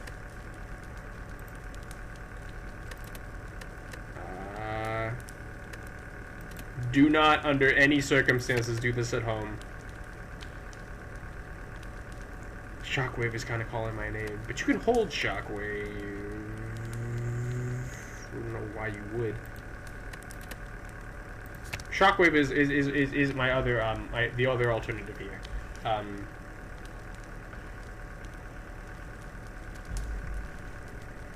Five weak, 5 vulnerable. You can keep it going with bash, and keep it going with clothesline. It's incredibly powerful. A little silly in most builds, just because like 2 mana is a little too much. I might honestly pick it on just on that alone, just because it's just because we do not, it is a 1 mana card in my deck as far as I'm concerned. You know, it's everything is 0 to 3, and you got to treat it like that. So, very tempted to just okay, we can swap here for an elite. We have done 2 elites. I think one of them was Gremlin Knob. The last one is Slavers. We don't like Slavers.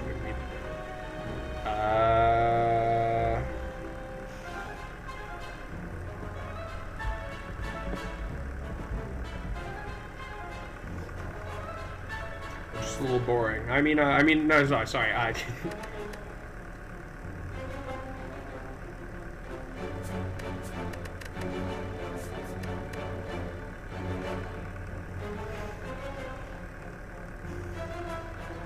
What does that do for us? Well, I suppose it'd be better than fighting some rando. They do so much damage turn 1. Like, you have no idea. We might be able to kind of swing through it. We have Anchor. We have a lot of rallies. We're really strong. I want to gamble. Oh my god, it's Gremlin Eater! Oh my god, I've completely forgot about Preserved Insect!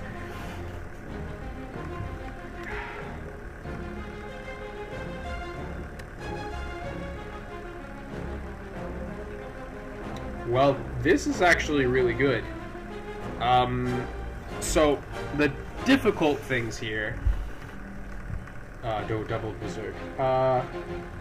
Wait a minute, double Berserk. Hello? Hello? It could kill us. It stacks with itself.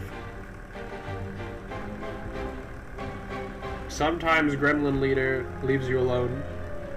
Sometimes it kills you. It's just the way things go. I honestly think if we just play it safe, we're gonna be fine. The big question is whether or not to use the bomb. It's 3 turns, but that includes this turn. Just 2 turns. This turn ends, then next turn it blows up. You'll probably have a bunch of guys by then. I don't really think Shockwave is doing anyone a lot. Maybe the bomb is better. I guess I was thinking about Shockwave because if we drew any attacks, we could use them. There is some argument to be made about Barricade here, because we do have a defend. We could defend into Berserk, and then that would sort of equal things out. I was thinking about Dark Embrace and Shockwave for a possible card draw, but I don't really need to worry about it, I suppose. Berserk! Always a little bit scary, yeah? I'll pass on the second one. Now, because we didn't use Barricade, this could kill us completely without any hesitation at all whatsoever. I need this. I think that's the plan in every book. We can disarm him further, which I'm sort of a fan of. Heal for 3, kind of more pass on that. Dark Embrace. Our leading option is defend, defend, disarm, defend. 6, 18. I don't know when they. Oh right, I completely forgot to debuff them. We have no damage. So it's 21, and then it's 18 on top. So 39. Gotta block 39. I do not think I possess 39. When you deal 4 or less unblocked damage, instead fugitive. I appreciate it, but it's not the time. It might be the time for Metallicize. Because 0 mana defend is mandatory. And now we kind of get into the nitty-gritty of this stuff. I think just fully defending is sort of the best way to go. That would bring us up to 38. They're dealing 39. I didn't know we would lose.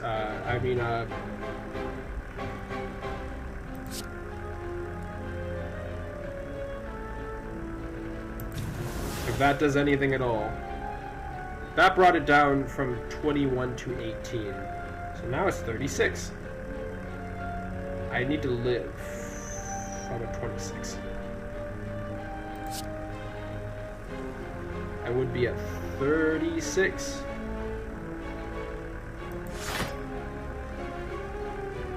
$32. This should put me at exactly 36. So even though it's the superior play, I think I need that 2 armor. And I apologize in advance. Good news is that should just about deal with all of our problems. Free demon form, thank you very much. 4 mana whirlwind, not the worst thing in the world. I like disarm. I like armaments. Don't always like armaments into disarm. I just take what's been handed to me. Strike!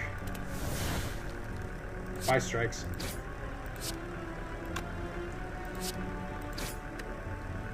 And then this should just about do it.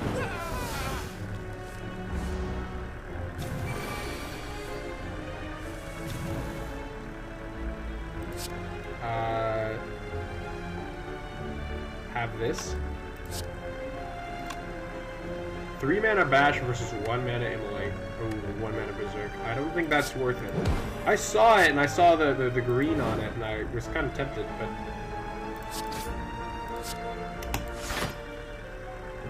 you think we're gonna make it?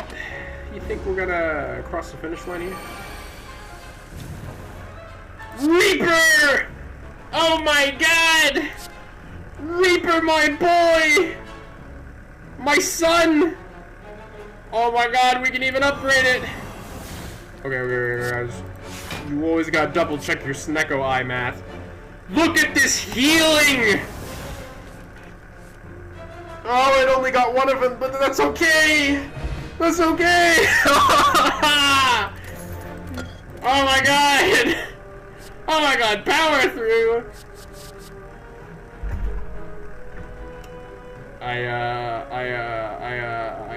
I'm a big fan. We currently have nothing that blocks anything. So a big old fat 1 mana defend is honestly fine. Most days I pick uppercut here because I love uppercut. It's upgraded. We have Snecko Eye, so it's just, you know, it's really the best of all worlds.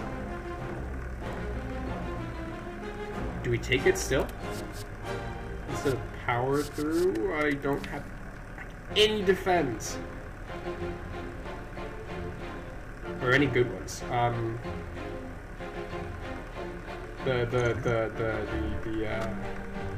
The oddly smooth stone is doing a lot of work. A lot of heavy lifting here.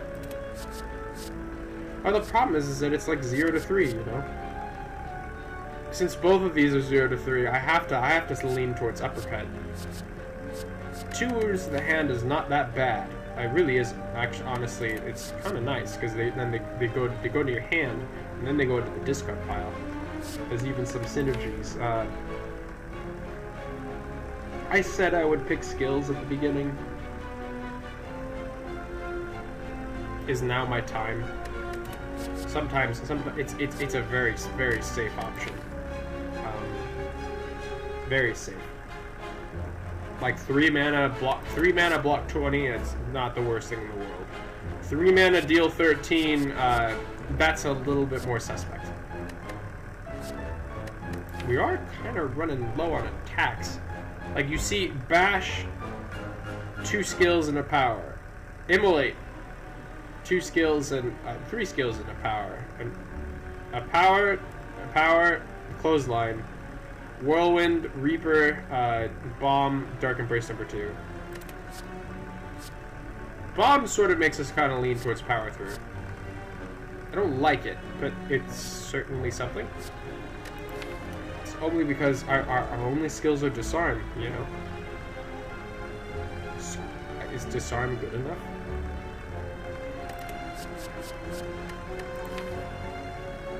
Uppercut's really strong because it stacks with itself. Most of the time, it's really useful. I think uppercut is better than power through. The big question is that whether or not we want just a 40, like a, I'm sorry, a 20 block card.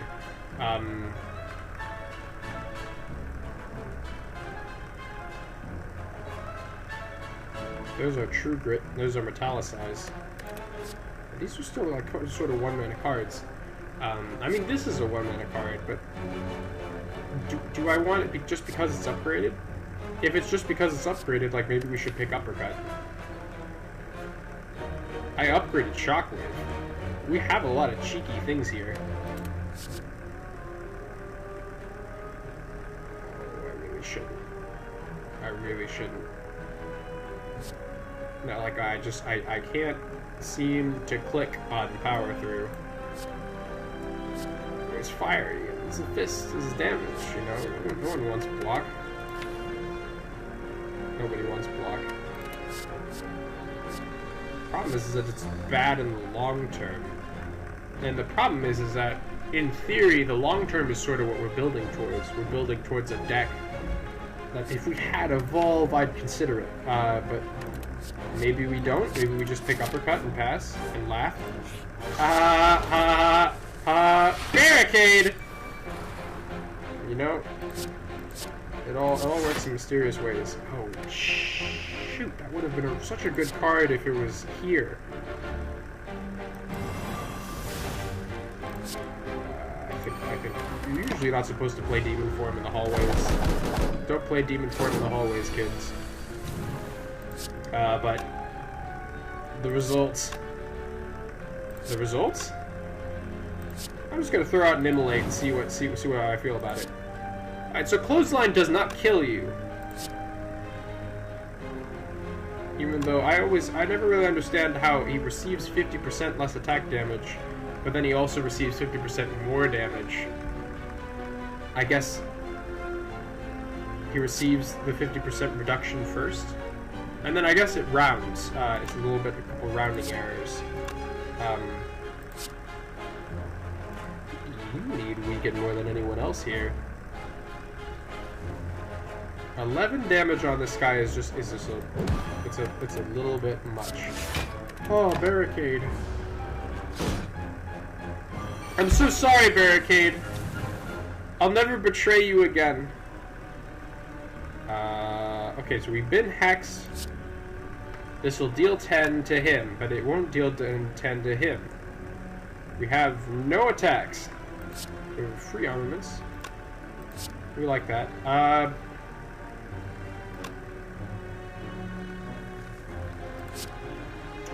Embrace? No. Now we can't. I think my master plan is just to armaments and then play Reaper. That's the game plan. Healed for 24, you know. I think the value of drawing a card with the Snecko Eye has just gone down drastically. Whirlwind for cleanup. Oh, this is kind of nice.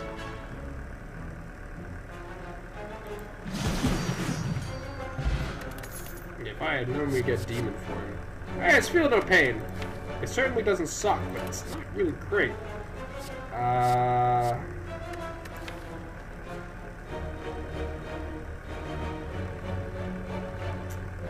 usually Feel No Pain is so good. You know? You get dazed. It works off of Ascender's Bane, works off of both Disarms, Shockwave, and True Grit, and also Reaper.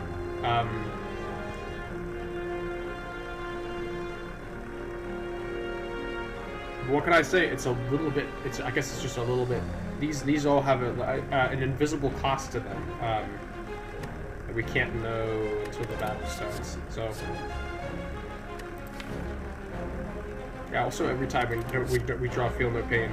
I guess now, like, having a bad card is extra bad, because if you because now there's 0 to 3, you know, you could be rolling demon form and laughing, or you could be trying to roll Feel No Pain and hoping that it's okay, you know. Maybe we don't take it. That's Feel No Pain, man. It's Feel No Pain, man. 2 exhausts, more exhausts. It's 4 block. This could be exactly the block solution we're looking for. This could be, I mean, but it's not, because it never blocks 20 when you draw it, like Power Through. God bless Power Through. It does one thing. It does it well.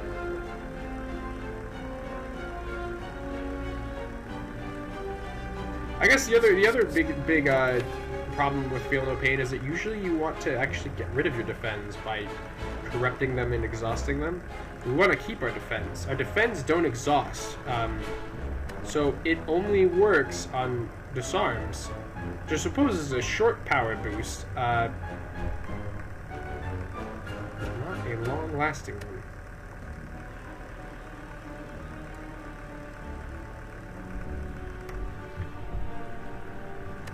I think Dark Breeze.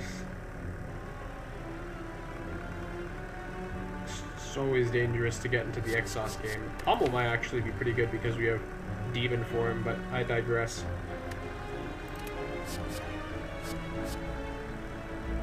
We can't exhaust on command. That's the problem.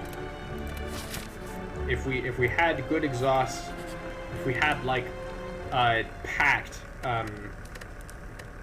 We'd be swimming in it, but we do not possess Pact. Upgraded Immolate, I think, is really good. This is weirdly the clothesline ain't half bad. This is weirdly the disarm run. I also wouldn't mind some more damage on the bomb. Sometimes it's my damage solution. The Humble Defend. Defense are so bad. But you'd usually get rid of all the other defense before you would get rid of this one. There's that.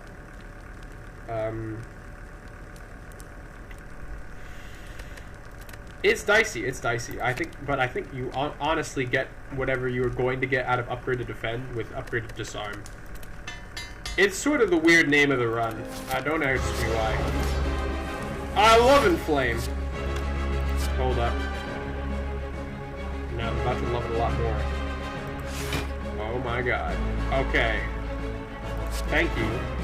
That's very helpful. You really just had me at hello. I think Barricade is worth it. But I like disarming him. I really like disarming him here. You know how much damage we're going to save? We draw 7 cards a turn, but then that would only allow us to redraw Disarm later. Barricade seems nice, but mostly just because I have 1 defend. I suppose we'll see where this goes, huh? Happy Flower! Thank you, Happy Flower. True Grit, boys! Not a lot of mana reductions on this one. Bomb! Alright, alright, alright. Who are you? No one of consequence. Who am I? None of your business. I think we shockwave.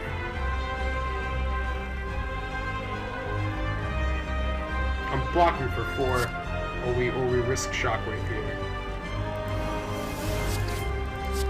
I thought the damage would be good.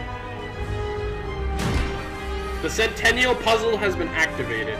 The demon form is at 0. Why does this occur? We could heal for 7 right now, but I'm gonna aim higher. Oh, if it isn't my old friend, Disarm Plus. I recall him curing all of his debuffs around the 240 range.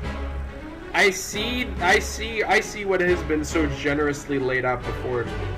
We don't have to disarm him right now, I suppose. We can do our due diligence. Bash, free clothesline. This is where things get a little bit dicey. Whirlwind for 55. Whatever, how much? 16 times 5. 16 times 5, that's 40. Wait, no it's not. That's 80, isn't it? Because 8 times 5 is 40. 16 times 5 is... You know, I really thought sometimes when I'd be an adult, I'd be smarter. Da-da-da-da-da. Da-da-da-da.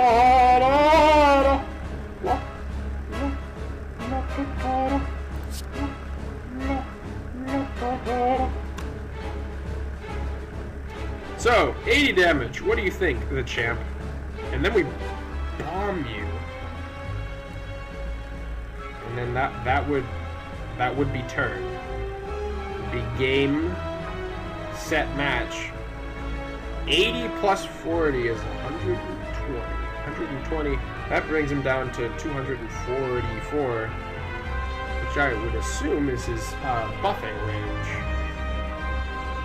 Can we get out of it? Can we use, I don't think uppercuts at base. I don't think we can do anything too cheeky. We might be able to sign off on one of these and try to get a Dark Embrace going. I might personally want a Metallicize, but if we do that, we will not be able to use Dark Embrace. I just wanted to kind of stack up some block. That would give me 8. That's not great. Depends on how fast I think I'm going to finish this.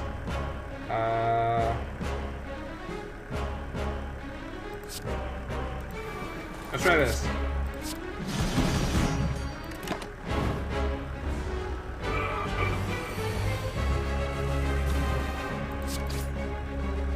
Well, that's all I've done all I can do.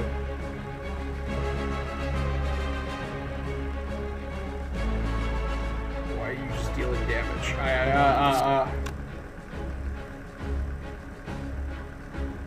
I can reduce the strength by 3. I really thought the bomb would put him lower. Put him in the buffing range, you know? I suppose he's in buffing range now. Because then, now he'll cleanse all of his debuffs. Hey, it's the bomb! Now I put on all my debuffs. Bomb.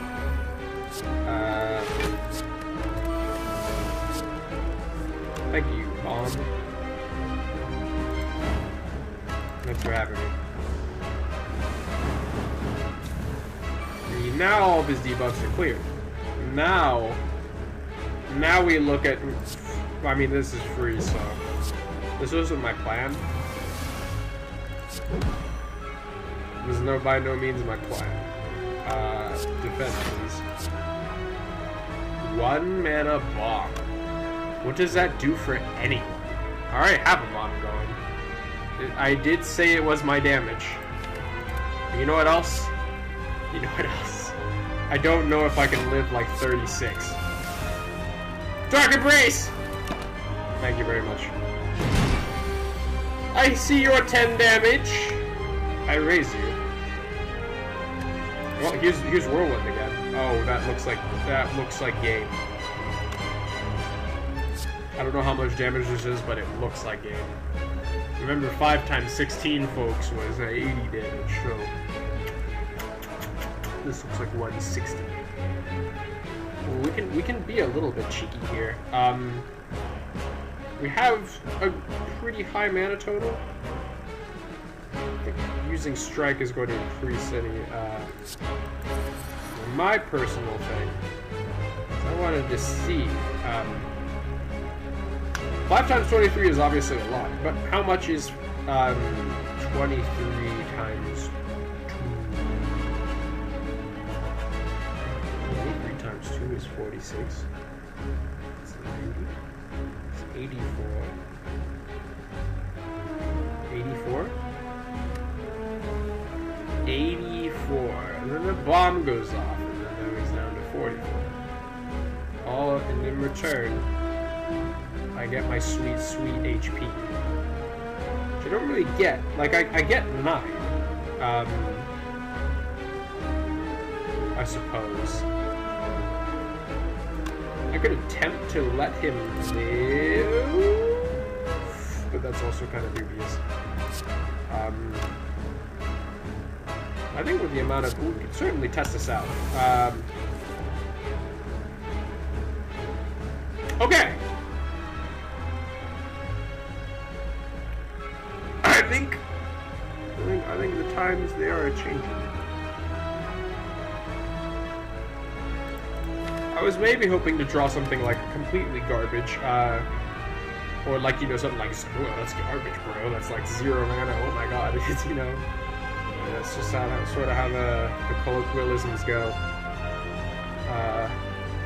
Sometimes we say things ironically, and sometimes we don't. Okay, so True Grit would draw me 1 more card. But it does not mean we get any mana from it. Every 3 times you shuffle the draw pile, we would get mana from that, and we would also be able to block this. And then our Reaper would continue scaling, which I'm kind of a fan of. I'm gonna bomb again. I was hoping to draw that defend, use it. You know, after weakening him twice, he just doesn't really feel as threatening. Uppercut's dealing 46 damage. My Emily is actually kind of doing rookie numbers here. I have 18 strength. 1 hit. Defend. Defend. Barricade, clutch. Now you see, you didn't cure your debuffs there. And I would very much recommend that you might attempt to. It's a dangerous world, my friend. A lot of people out there. Some kinds of people. The funny thing is that everything here will now deal too much damage for my Reaper to actually connect. We have bombs though, so we're. Oh, and we also drew a card.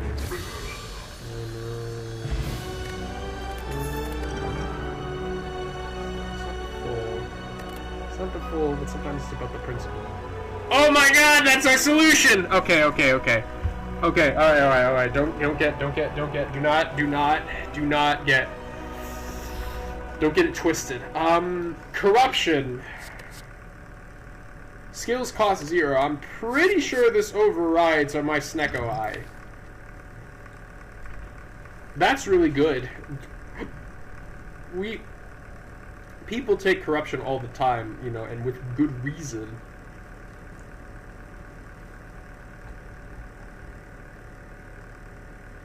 Okay, give me a second. Give me a little Snecko Eye corruption. Yes. They know what I'm looking for. No co-pilot, this isn't the time. Snecko Eye, I would be sad if we ruined my Snecko run. Yes. I too wish to not ruin my Snecko run. Oh, set up for your cat. Wait, not Reddit for business. All your skills will cost 0 regardless of Snecko Eye. He's got 25 likes. I think he's respectable. Common mechanic is that cards apply their own effect last. This includes the effect for corruption. If I have Snecko Eye, I always take blood for blood. It is instantly discounted to 3 at max, which is cheaper than its base cost. If you take HP damage, further discounted, and Snecko rolled it to a 2, you take damage once. Now it costs 1. How does it work with cards where it costs less when upgraded? I had a Snecko Eye and Barricade. Is there any reason to upgrade Barricade? No. It's one of the imperiling things about Snecko Eye. Could pick all the highest cost card and don't bother with any upgrades at lower cost. I myself would not know anything about that, Mr. When We Fell. Okay, so it seems like corruption is a pretty damn good option, all things being considered. We would be completely incapable of defending ourselves. But the good news is that we would be able to play. One of the biggest problems we have is that all of these are mana, right? All of these cost mana. We have to play defend. We must play armaments, but you don't have to worry about that. Even Shockwave needs to be played, and also True Grit. We don't have to worry about any of that, and we can just Dark Embrace, and we can just plow through the deck like a steam train, or some other device of choice. Now, the powers might actually brick us, which is kind of funny. Whirlwind is not going to...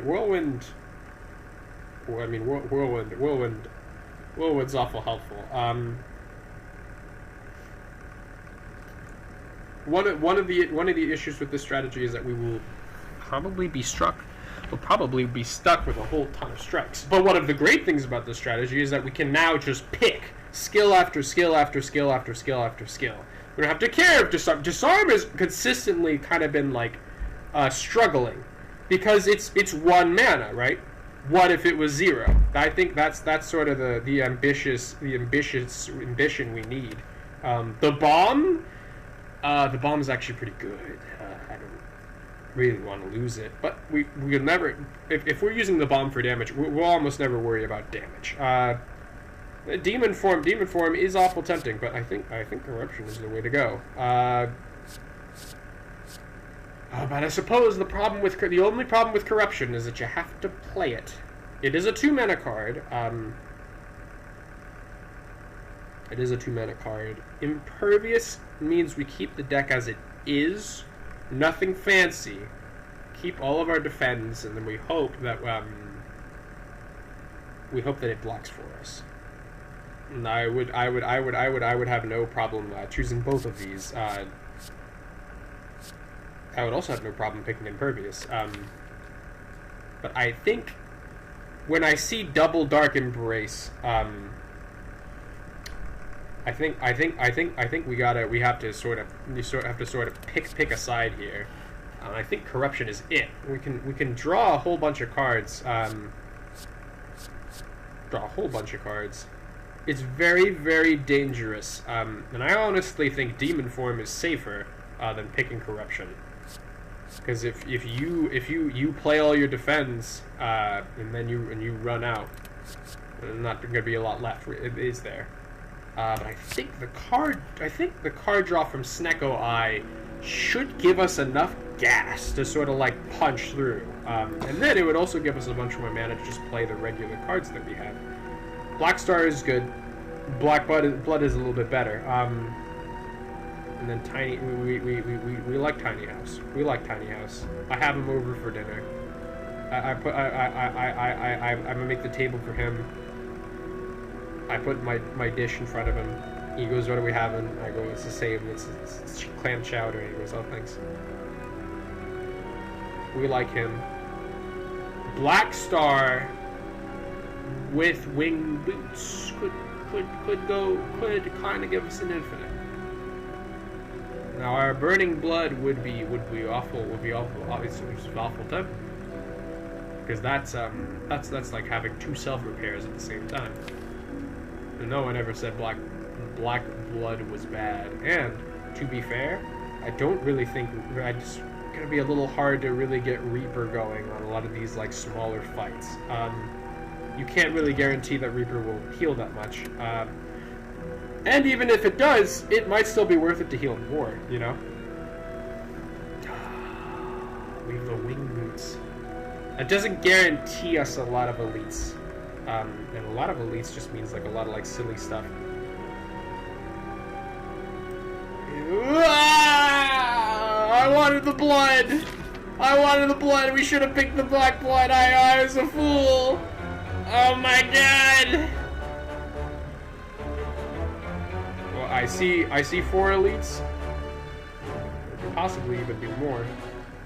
If we can jump from here to here. It doesn't really look possible, but it looks like this is about the same floor as this. So we can go here, here, merchant, which is really nice. Here, bonfire or elite, you know, whichever you feel.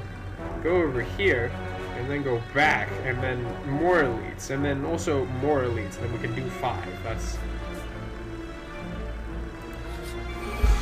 not exactly what I had in mind. I was kind of hoping we could swing like 6. I was thinking very greedy thoughts. Look, I mean, one of the nice things about corruption is that if we don't draw it, we keep this true grit whenever we play it. The problem is you just can't consistently count on true grit costing 0, you know? Okay, honestly,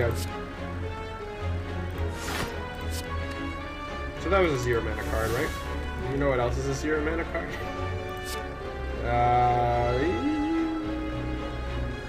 That's 32, isn't it? Oh, but he has spikes 4. Oh, but I have a bomb.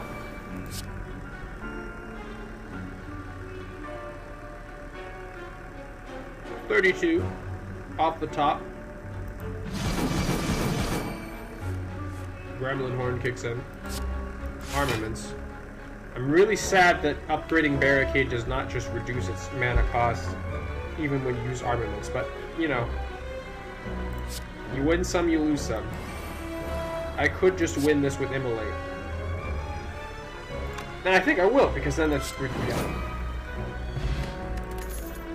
I'm so glad I got that max HP at the beginning. I love you, Cleave, I love you. Headbutt's looking awful nice. And I think we skip as much as I want all of those. The Glowing Tesseract. Woo-hoo-hoo! Woo-hoo-hoo! Woo! I might be getting a little too excited. Dramatic Entrance, 0 mana. Okay. We might have a single problem here. None of these are going to cost their initial... But Mind Blast, it's innate. We have a 29 card deck. Deal damage equal to the number of cards in draw for 2 mana. But we don't do it for 2 mana. That's the secret. With a Snecko deck, we could absolutely swing that. Good Instincts kind of seems bad.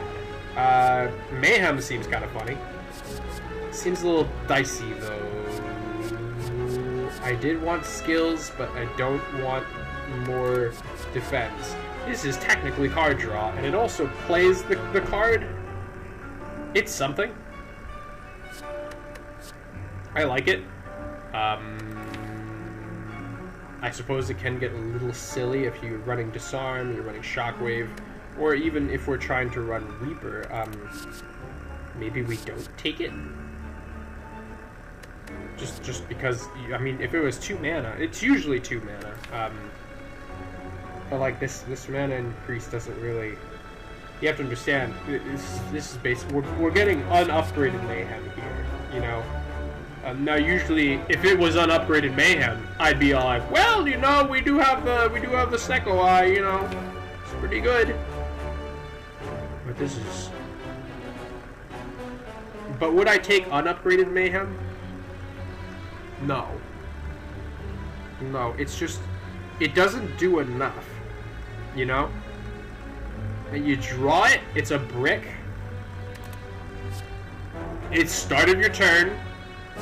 That's really the nail in the coffin. If it played a card that turn, that would be really good. But it plays a card next turn?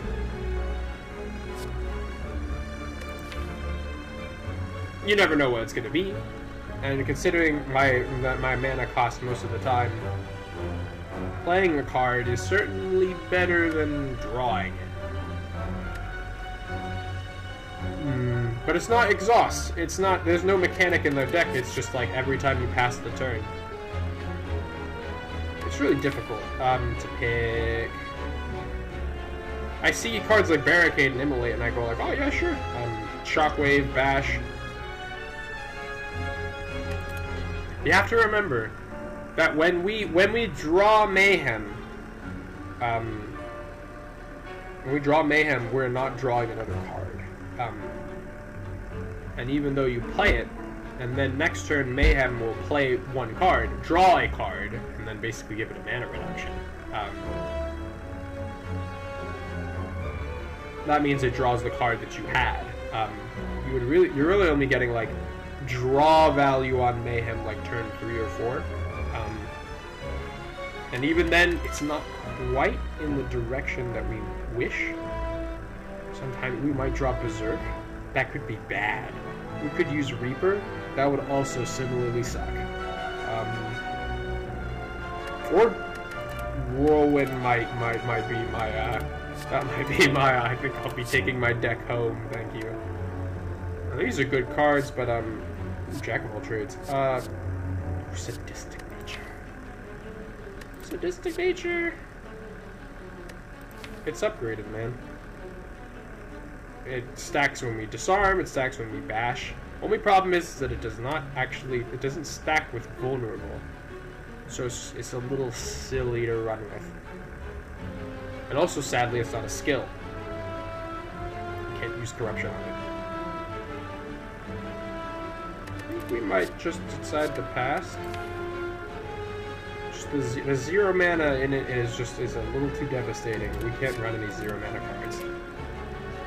2 primitive creatures fight over a carcass on the side of the road. You observe, devoid of all emotion. Watch, remember, and live. This is the Watcher's mission. Recently, one of your peers has stopped reporting on their assignment. A spire of unknown origin. Despite fight ends, you continue onward, unfazed by the bloody scene that took place.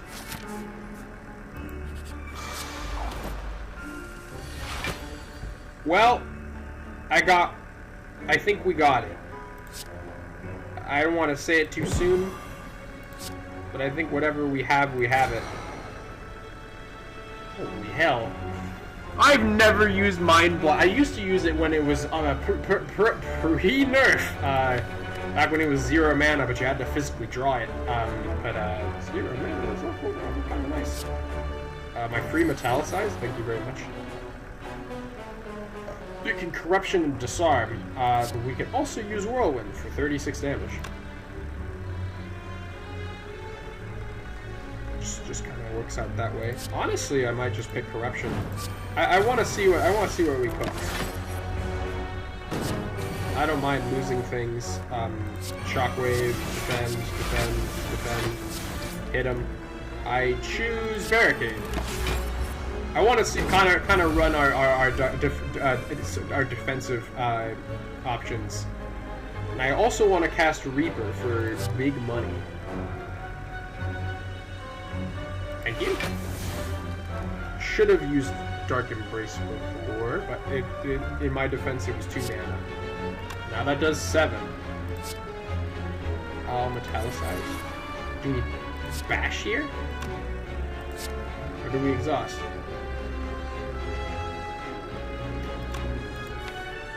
I have True Grit, 1 defend, disarm, and the bomb. I think Dark Embrace is better because we're at danger of dying. Bash seems a lot better. 7 HP just doesn't really seem to cut it.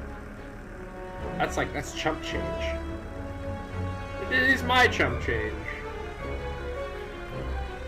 I would not be able to draw anything, so it's a blind draw 7. I think I have to Dark Embrace at least once. Bash looks awful tempting. I don't like him living at 40 mana. 40 health. We have Immolate, but this doesn't do a lot. Or it doesn't do what I want.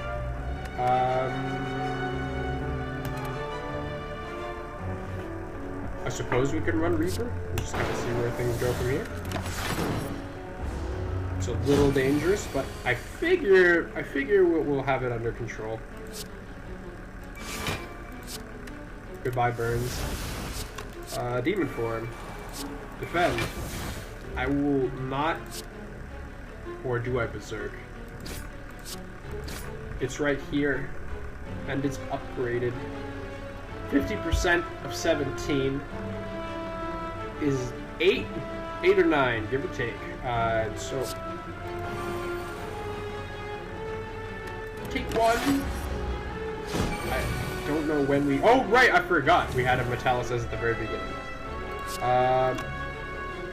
So I think we win. And we already used our Reaper. I think this is actually the best outcome. Disarm him. Bomb him. But then also immolate him. Those things work out awfully nice. Armaments is kind of tempting because it's 0 mana skill, which I have prefaced is really good. I was just kind of hoping for something better. I'm sorry. Hi. Pellets. Oh my god. Oh my god. Okay, Entrench is a classic. If you're running Barricade, you're not running... Why would you ever buy... I suppose it's a good purchase. You know, it's the relic to get 2 more relics. Wait. That's still not good. Pellets. Remove a card, please. As much as I want that with this potion. Remove a card, please. Fire breathing looks kind of nice. Status or curse? We don't have any we don't have that many statuses. We don't have that many curses. Work me some magic here. I think getting rid of a strike is just the objective correct decision. All of the time. Don't question me. Oh my god! Fight more guys, you say? I'm a bit of a glutton. I had a YouTuber who said this was like his favorite encounter, but it always killed him. Armaments! I'll use our Mind Blast. Free Barricade. Free Mind Blast. We just let it rip. Oh, we got guys. I didn't know pellets worked with Snecko Eye. Guys, I think I just broke our deck on accident. Guys! We'll have to pay attention to that later. I think we get rid of Clothesline because I have no way of discounting it from here on out. It's just gonna stay at 3 mana. Which isn't bad. Maybe we get rid of a Defend. I can use Defend. I can't use this Clothesline. Or maybe I could use it now. What do you think about Clotheslines? Pretty nice, right?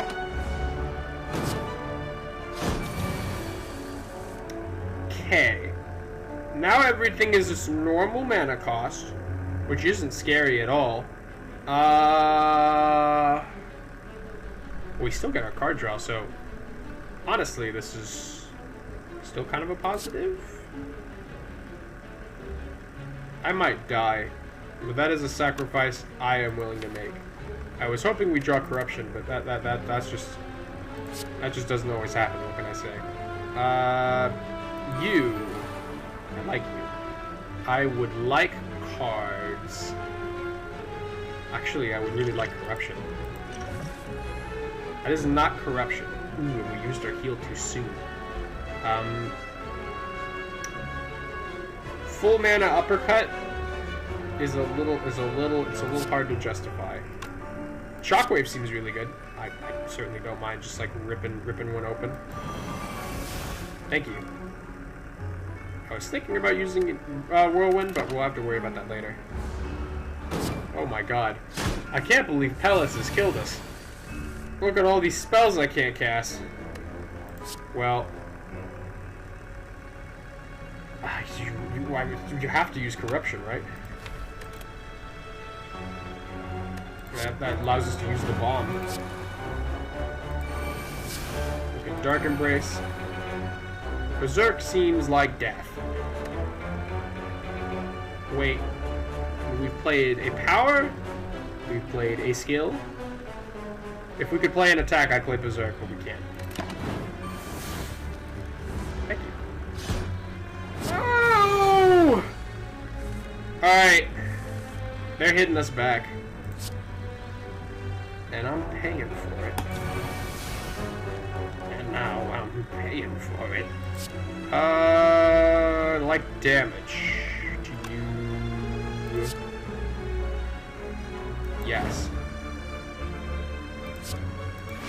Goodbye. That actually works out pretty well for me.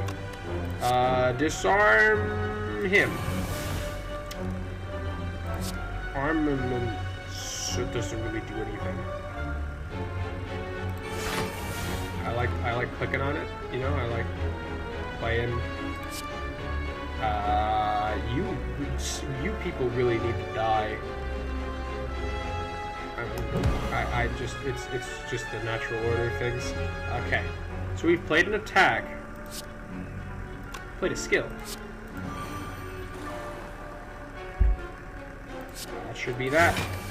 That should fix our mana problems. I want to live this, but I still want to live this, but ooh, 4 damage. God damn it, Mind Blast. At least you were randomized at the beginning. Okay. We might actually need that for 4 damage real soon. Thank you, Gremlin Horn. You're very helpful. Oh my god. Entrench! I forgot we have... Damn, that double Dark Embrace just does so much work. Entrench, please. I don't even want to see him move. Mind Blast would be good specifically right now, but it would not be good at any other time. 8 damage. 4 times. Almost knocked down my books. 4 times. 32? It's not 8 though. It is not. He's weakened, so that's 12. 12 4 times is 48. Oh, the bomb's going off this turn. Actually, we might want to use something with exhaust. Or not. Or not. Get him, buddy.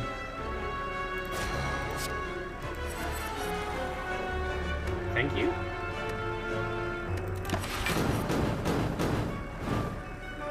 I was hoping we could heal. Damn, that black blood's looking awful mighty nice right about now. Upgraded shockwave. Sure. That means we draw it more consistently. I'm a fan. Okay. I'm scared now. Look, I'm already going to attack him. This is madness. But we got corruption. We could just play powers and attacks and then just not play any defense. I like that. 3 mana Dark Embrace is a little bit much to ask. It's a little bit much to ask. Maybe we don't play Mind Blast? Nah, I think we do. Hit him there, hit him there. Corruption without Dark Embrace is kind of a little bit pointless, but... Flame. Okay, so I guess here's the big question. Do we play Corruption? Or do we just defend? If we defend, our pellets will proc, and then we will only have our very funny deck to defend us against this onslaught. A deck that's mostly consistent of attacks, and I choose Corruption. I'm sorry. Now we can disarm it. I've never seen pellets work poorly in a deck, but this is certainly the time and place. Hey, there's a barricade. Oh, it's Entrench. Why is Entrench 0 mana? Oh, sorry. Sorry, Corruption. Right. Honestly. I can't believe corruption is carrying us. If we did not have corruption, this orange pellets would actually just destroy us. Okay, okay. I see a shockwave. I play a shockwave. I think we play Dark Embrace first. When we think about it, at least. I don't know if Barricade is really gonna... yeah, I see Entrench. I see True Grit. This is 20 block. And he's dealing 12. We can do both. We can Dark Embrace. Dark Embrace is just so important. And you can do that. That's really good. This is also really good. This is our Barricade opportunity. Or it's something else.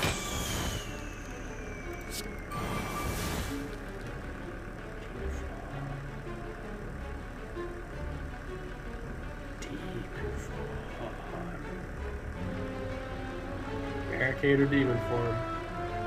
Question of the ages.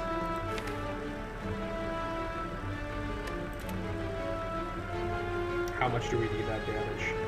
A lot, honestly. Dealing weakened no longer really does anything to this guy. I think Barricade is as good as demon form here. As much as I like blocking for 32. Granted, but the bomb might not work. And also this would allow us to cast Reaper for a large amount of value. It's a little silly. But I'll do it. We'll keep Entrench. It'll come back. Now, I see you, but I don't really see you. You will die in Dishonor. So, this is where we need to do math. End this turn, turns intangible, turn 2. Goes back to being a real person. Bomb checks out. Metallicize. 26 damage. 39 damage! I have Metallicize, so I can really get away with this. I see 9 damage on Reaper, and I don't know what I cleansed, but I cleansed it. Cleansed the hell out of it. Sometimes I feel like Defend isn't worth playing until you know you can sort of, wow, he's already weakened, isn't he? Okay.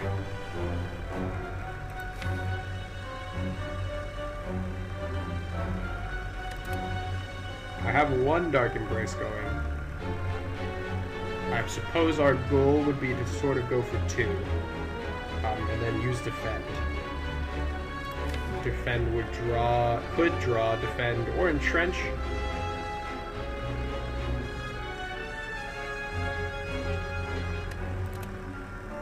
That would just about get us up to 12, and then that would block 24 of it.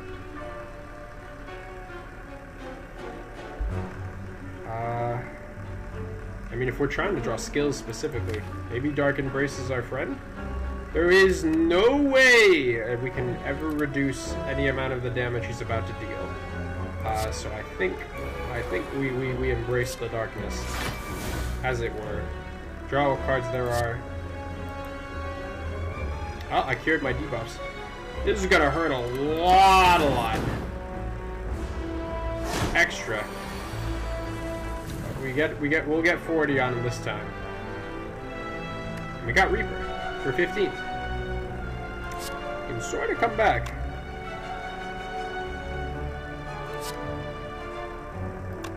Do some damage, please. I want to think this through. That's free. That is not free. This does 22. I really want to kill you. Oh, kind of looks like it doesn't. So I guess the big question is 28 times 2?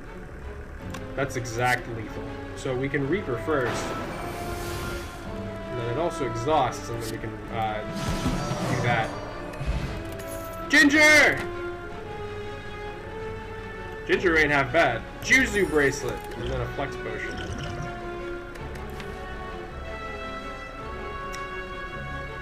I think Flex Potion is good. I think, you know, it could heal for 15. Ghostly Armor. Block 10. Ethereal. Gain 10 block. Do we ever take Shrug It Off just on the basis that it draws?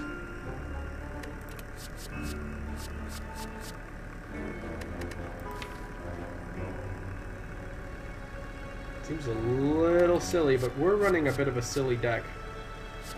Maybe we just gotta get something like kind of tried and true.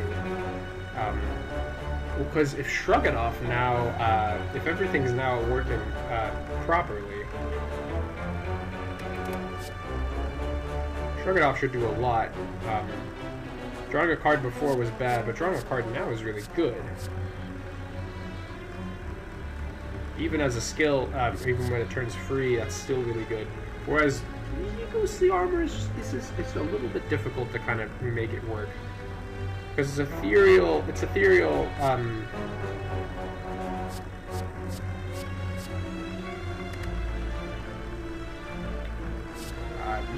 when you corruption, you never do not want to play this, you know. I think we take Shrug It Off.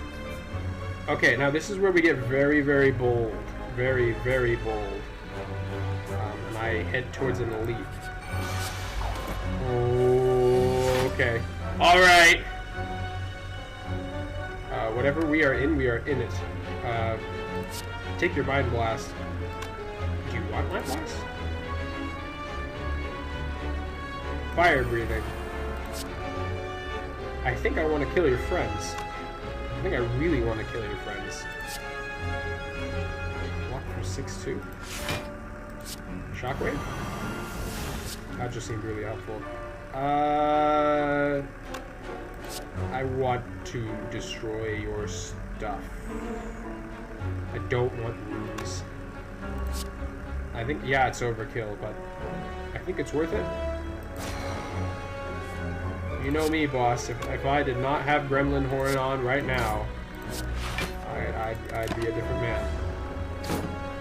And the interesting thing is that with Fire Breathing, we can actually make that work. Oh, Reaper! Reaper looks awful nice right about now, but it's going to look even better soon. I say as I take 27 damage.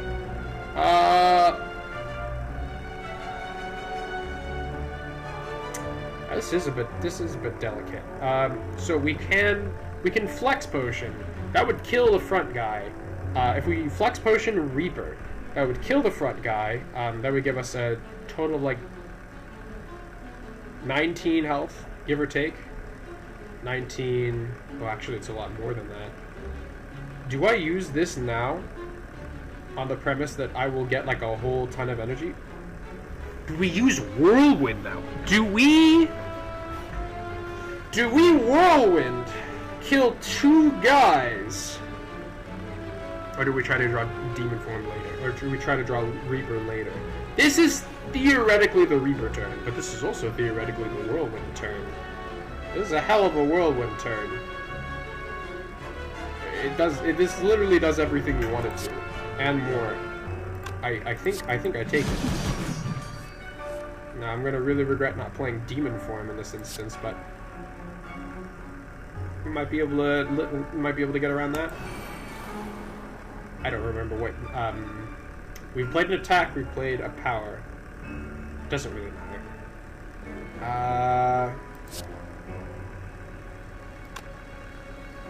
I was kind of hoping that was kind of the Reaper turn, wasn't it? Well, but if we had Reapered, no, that was a lot of HP. That was like 36 or something. It was like 18. We turned down a lot of HP, and we're not gonna be able to Demon Form to sort of get ourselves out of it. I don't think we've played Corruption. It's usually safe to sort of just like sling Dark Embrace here.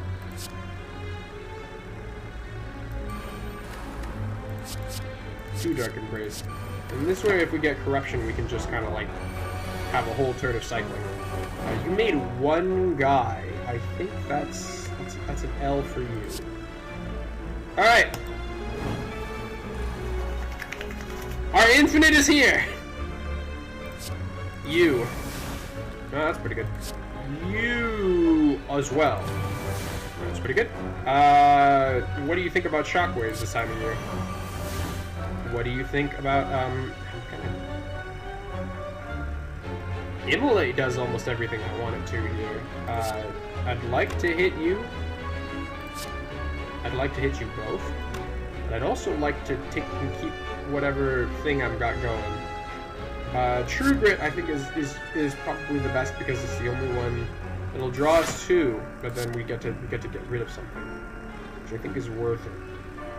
Unless you get close. Sorry about that. I think Clothesline is better than Strike, but it's very close. Although my hand is full, and it seems we have sundialed ourselves. And this is really interesting. We do not have the potential to Reaper here as I had originally intended. I think Barricade is our best bet. I could have armamentsed on the Barricade, and that would have allowed me to, I don't know what it would have let me do, but it would have let me do something. So there's Demon Form. We could still play Demon Form. No, it doesn't look likely. Unless we use Clothesline.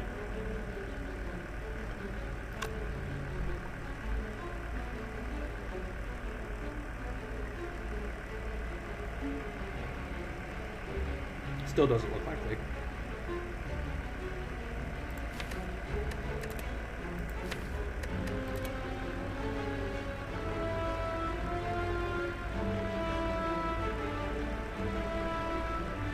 I'd love to get a bomb going. 1, 2, 3, 4, 5, 6, 7, 8, 9, 10.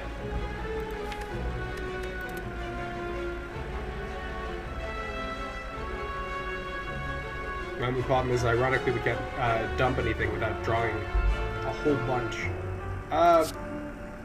Immolate might be worth it. Just a nice, clean dump. Grab Metallicize, use Metallicize. Maybe get that bomb thing going. Pretty good. Honestly, if we don't need any more defense, there's no reason to keep drawing. Yeah, so that's 5. That's also 5. You know, we're in a pretty funny scenario where we don't get weakened. It's gonna be awful helpful for Reaper.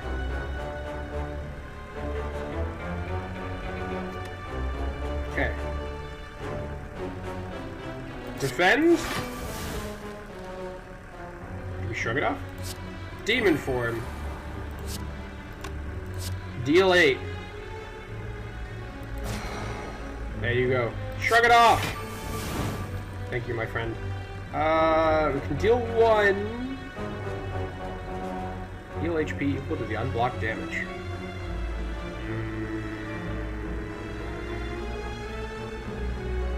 I am kind of being silly here, I feel. 1, 2, 3, 4, 5. We're at 10. I think we can use up 1 strike, but that kind of takes away my personal healing. I'll throw 1. Entrench! Thank you. Pass. Oh shoot, the bomb's gonna go next turn. I was really hoping she'd actually, like, summon like, people. I guess this will do. Heal 10, Mind Blaster. Kind of disappointing. Hey, my guy! Better late than never, my friend. That. Barrier! Oh my god! Double tap! I think double tap is a little bit silly.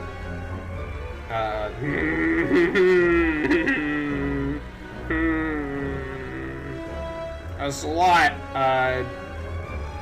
We have so much stuff.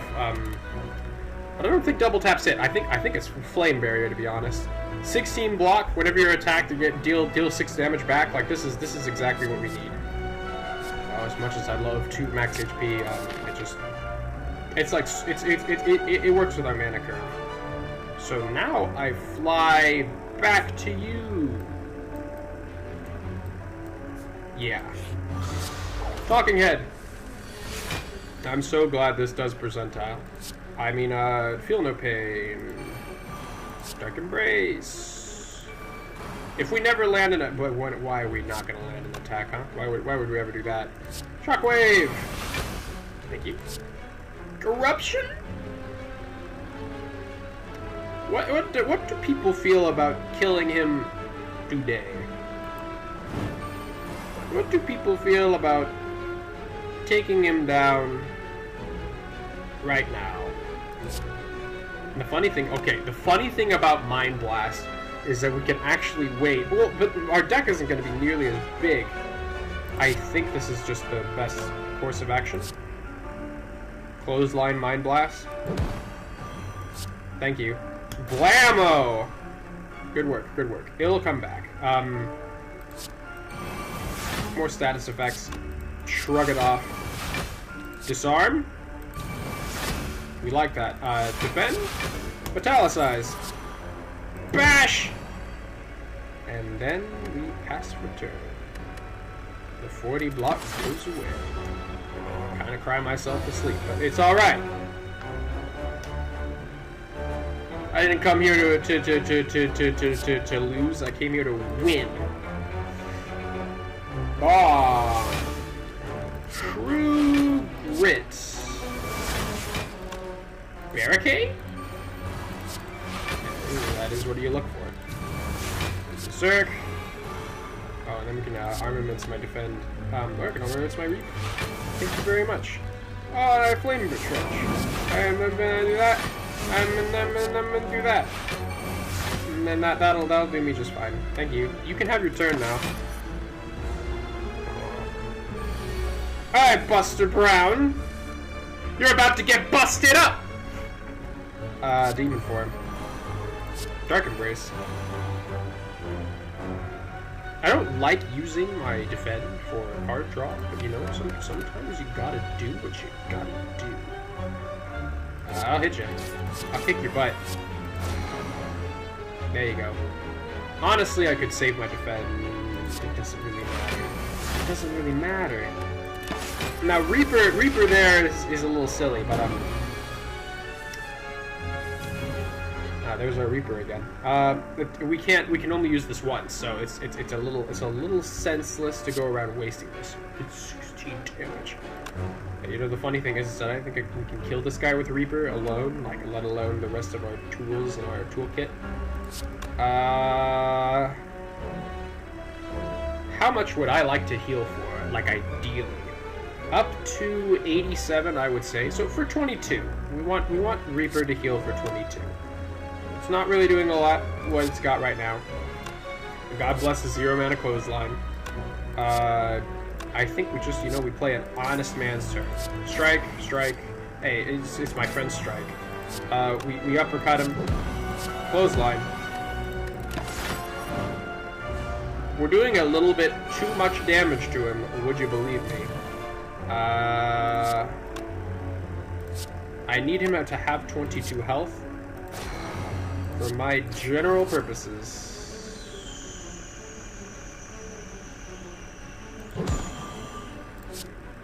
23, huh? That's more than 22, isn't it? Yes. That is more than 22. Alright.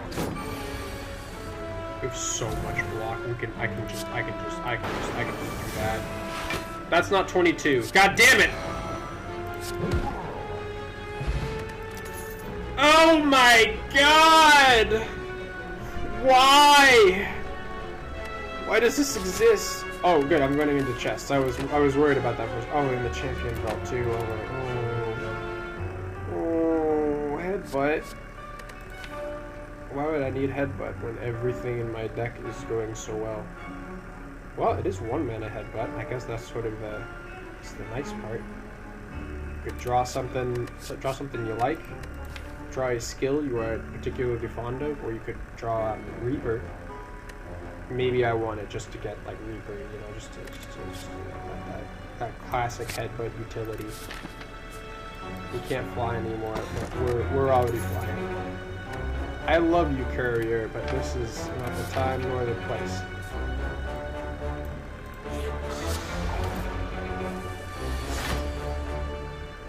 Evolve. Yes. Oh my god, this deck plays itself. What the hell?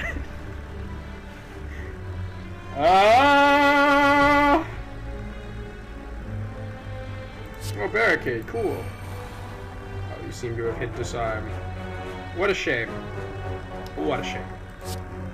I'd love to use disarm, but you know, it just proves a little bit silly sometimes. I forgot that also does that. All my cards, please. Thank you. Oh, and it also costs 1. That's cool. Have I, like, cured myself of my confusion? I have not. That's very funny. Now I have. Alright! It's been fun, Nemesis. It really has. You know, I've never kicked your ass, like, so many times. So many times. Dark Embrace, Shockwave. Does that exhaust? You know, you exhaust this little puppy. Gives you more cards. We didn't draw Corruption, but you know, I don't really feel like we need to. Thank you. Oh, that draws us more cards, doesn't it? You know, in some other timeline, my friend. Yeah, you would have been real scary. You would have been a real threat. Why is he still dealing like Berserk?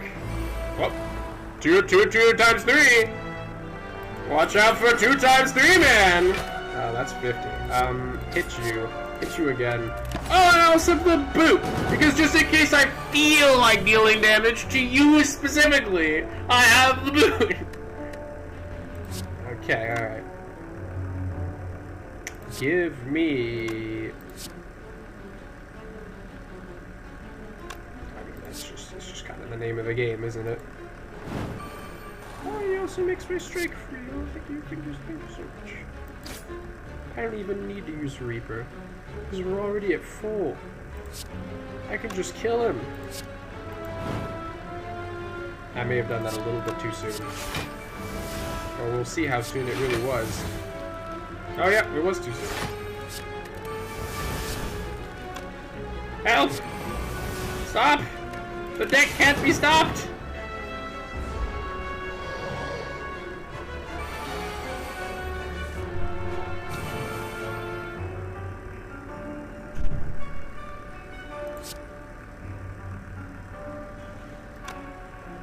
He's dealing good damage, man. Don't ever tell him otherwise. You know, he drives a hard bargain. Oh.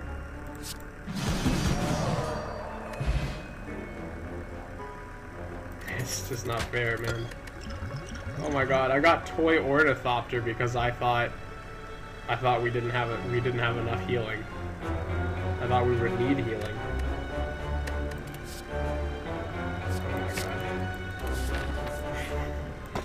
Hey, bag of marbles! We love that because it stacks with Champion's Belt so that everyone is weakened and also vulnerable on turn 1. Look at this. Oh, and it also weakens them. Oh, what a shame. What a crying shame. Oh, 0 mana barricade, huh? Oh, right, we have the 0 mana powers, and then whenever we play power, we gotta play 0 mana card to 0 children. You know, how's everyone doing today? How's everyone... That seems like a lot of weekend. Or did they already start with that amount of weekend? Oh, they get 1. I remember. It's whenever it is applied. Apply 1 week. That's sort of the gist. I can armaments to increase this entrench. Seems a little silly, but I'm not above it. Hey man, I've never played 66 block Ironclad, you know. When did we get Horncleave? You guys, you played a good game. My fellows, you fought well. Ooh, 0 mana metallicized. Who here feels like they are particularly durable? Durable. Oh, that was pretty scary, man. I almost thought you were gonna hit me. You know, you know, the imaginary damage is worse than the actual damage itself. Oh my god. Okay. True Grit would reduce the amount of strikes. I like True Grit a lot. I'm gonna kind of take it. It's a bit of a silly pick. Is it running? Are we running Time Lord because we draw too many cards? I've never had that on Ironclad. I don't. There are. I have always. It's just mere hypothesis, but I have always believed that they like kind of take a look at your deck and your relics, because I only feel like I really get Time Lord on Ironclad when I'm doing something really weird. And this certainly counts. This definitely counts. Oh my god, we have Reaper. Oh my god, we don't have to play it. Oh my god, we can just play Mind Blast for free for... Alright, okay. Uppercut, please. Oh, and Clothesline him too. Could you metallicize? Could you also like... Oh, please disarm. I didn't want to stop you. Here, shrug it off, please. Play barrier. Just for the... Yes. Reaper. 10 damage Reaper. 10 healing Reaper. You know, you gotta know your limits, you know. We got rid of confusion. That's always a little disappointing. Honestly, it's these turn 2s that sort of make me question. Almost. Almost.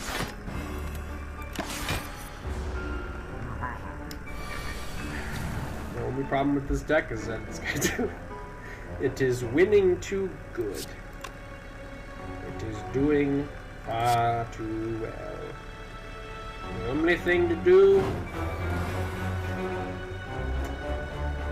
I might need to blow my nose. 1 second.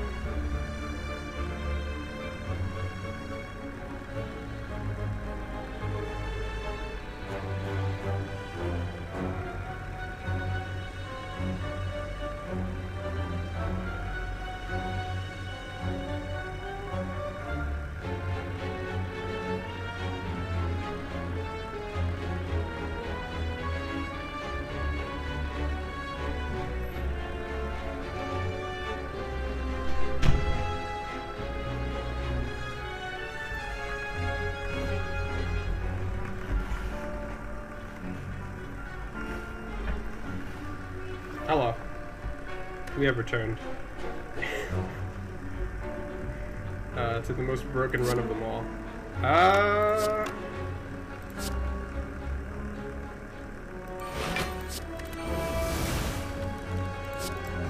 It's good to be the king. Oh wait, that's right, we can headbutt, so if we want any single card, singular card in the deck, including one of the ones that have already been discounted, we may draw them. We can use Disarm, which might actually have some good applications here. 0 mana Uppercut, kind of calling my name though. We do not have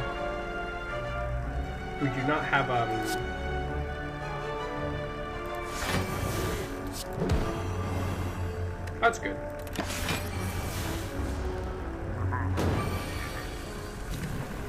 Alright. Shockwave. Shockwave. I did it in the wrong order. I did it in the worst order. Oh my goodness.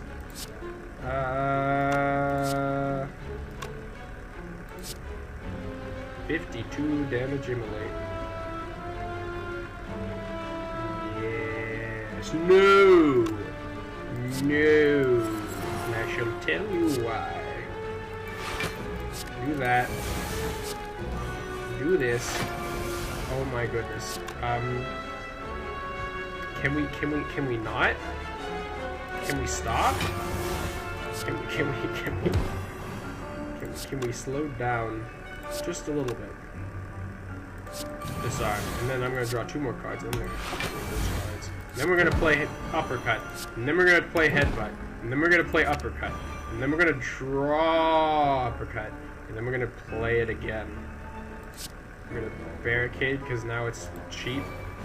And now also Mind Blast is free. And then I'm gonna play Entrench. And then I'm gonna play Flame Barrier. And then I'm gonna play Shrug It Off. And I'm gonna okay. So, yeah, if we had 1 card here, if we had 2 cards that drew cards, we would have an infinite. But sadly, we do not. Luckily, getting rid of almost every single card, it does a lot of wonders for the deck. Check this out. Look, we can headbutt. Oh wait, he didn't want the infinite. What are you gonna do? Okay, Bottle Flame. Actually, kind of duplicitous. You don't always want to pick this thing up. Because here's the question: what attack do you want to play on turn 1? It's a trick question. I actually might have an answer. So, Immolate deals 28 damage. You know it also deals 28 damage, though. Whirlwind.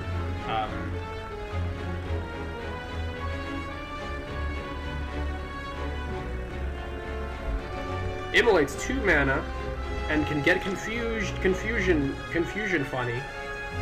Whirlwind does 24, but it also both of these stack. So this one does 24. This one does more. I think Immolate is just better. Sorry. I think that's sure. Yeah. Maybe just a little. I like Whirlwind, but Whirlwind only really pops off when we have a bunch of strength. Now I was thinking about giving us, like, putting that in the front, but we honestly don't have enough mana to really justify it. We could put Reaper, in case we just want to throw sand. Ooh, fruit juice. Oh, fruit juice. Oh, you are tempting me down a dark path, fruit juice. A very dark path. That I may never recover from. I'd never get rid of Fairy in the bottle, but I think the Flex Potion, I think there's some argument. I'm greedy, that's the argument. Okay. Uppercut, headbutt. I think we just take Immolate. And then we can upgrade Immolate. And that should...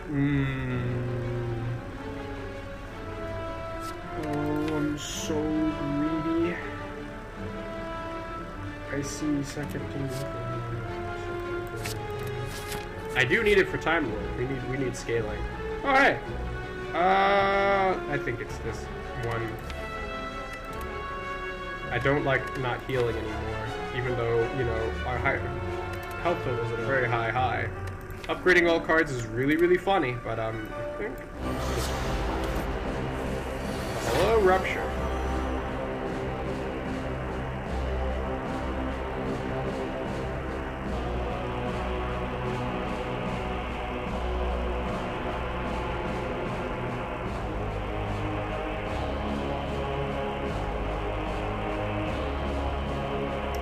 Hold on, my Fiend is playing. Blast him! Go!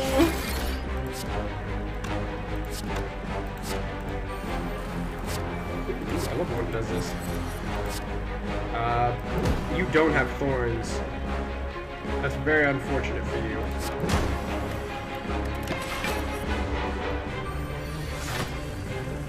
are you gonna do? Oh, I know what I'm gonna do. Oh, we haven't cured our confusion yet. This is very funny. This. Defend. Trench. That's game. And game, set, match. You are fodder. You also have -3 strength for some reason. Double demon form. Oh, I could draw Entrench again.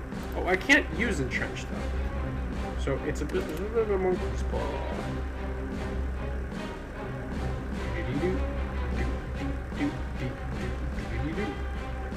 Actually missed my confusion turn, so the Sneckoeye is now actually working its magic. In air quotes. I think we headbutt. Sorry, Whirlwind.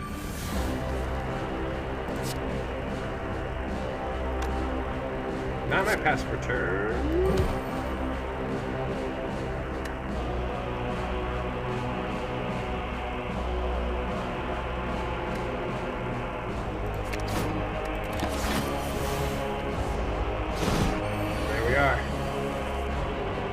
Here we go.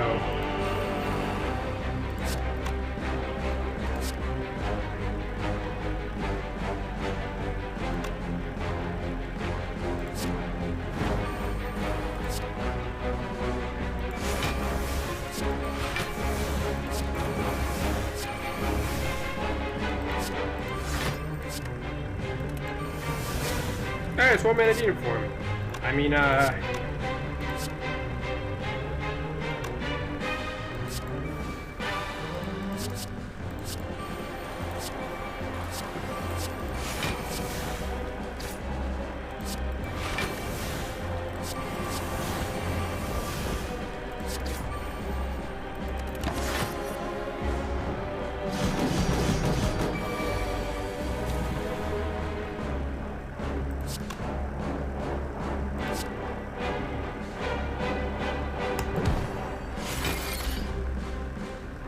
I saw it and I took it.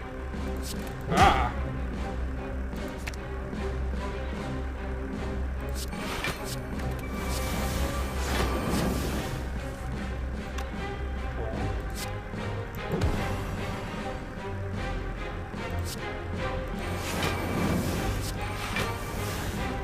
This is...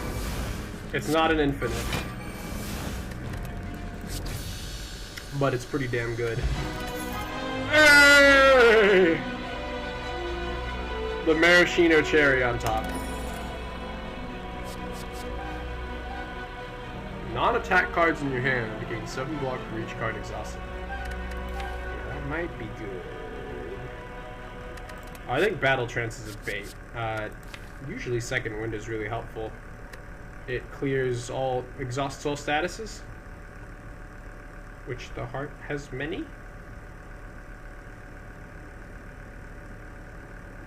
Plus, like, sometimes you really just want some of that stuff gone, you know. Certainly not bad because it usually exhausts at least itself. Can get you out of some tricky situations. I'll pick it, but I'll feel a little strange about it because we already have a thing because we're already running corruption. But this is corruption before corruption can come online, so it's better defensively. It's not so much. Now I can finally upgrade my Immolate. Or do we think that getting a random relic is better than, like, 7 more damage turn 1?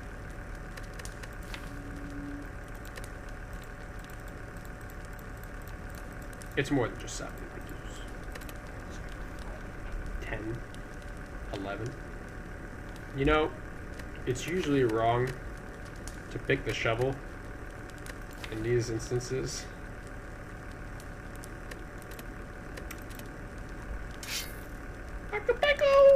We got the 7 damage back. We found it. Oh my god. Oh my god. Well, 5 mana, huh? 5 mana, he's vulnerable. I don't have my flex potion. So who am I to take what is right in front of me? 24 times 5, it's 100, 120. Our other option is Mind Blast for 58. Pass on Mind Blast for 58. I think it's over. It's a little. There you go. A little bit off the top. Mind Blast. That's about as good as I'll do. I'm tempted to pick Reaper here, but you never know what this guy's got. So we have blocked his Weaken. I don't know if we're going to be able to block his like more deadly abilities. Bomb for 0 is pretty good. Only we could second win my strikes, am I right?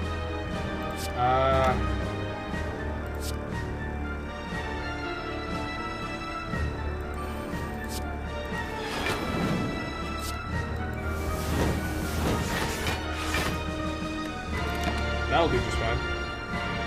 It's not 36, but close enough, right? Oh, right. Second wind does more because of the oddly smooth stone. Thank you, oddly smooth stone. Oddly smooth. Oddly smooth.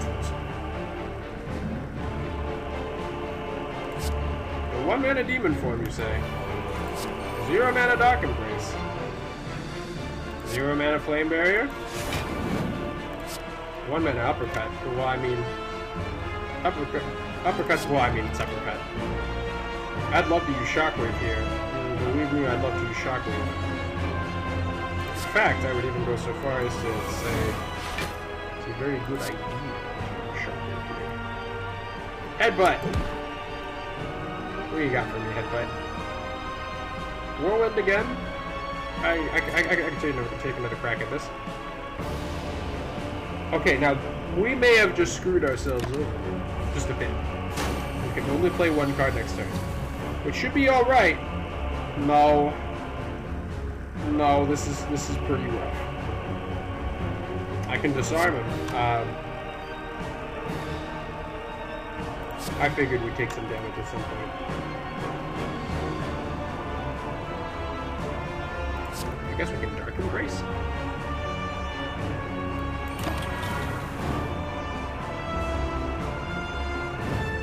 I like that he did damage to himself by auto-procking the bomb. We do not get rid of anything yet. We have cured our confusion, so it's anyone's game. 0 mana Bash. We're missing a lot of cards that we maybe needed. Oh, he got rid of his debuffs. Well, don't you worry, big guy. There's a lot more where that came from. A lot more where that came from. 1 mana Strike. Pretty good.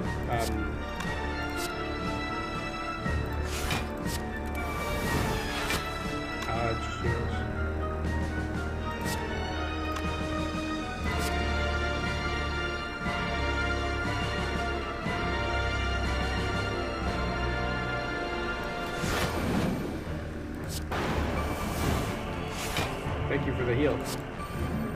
Pen Nib! Well, the infinite is here. Here's our 64 damage Mind Blast. Now, this isn't really an infinite, because, you know, we can't quite go to the moon with it. In fact, it is actually quite limited. I think we disarm, of all things. I think we second win? Because then that exhausts everything. We don't actually have to play anything. Yeah, and then we block everything. It seems like the most bang for your buck. You're dealing 62. I'd really like you to deal more. I'm not picky. I can just Shockwave for 60 damage.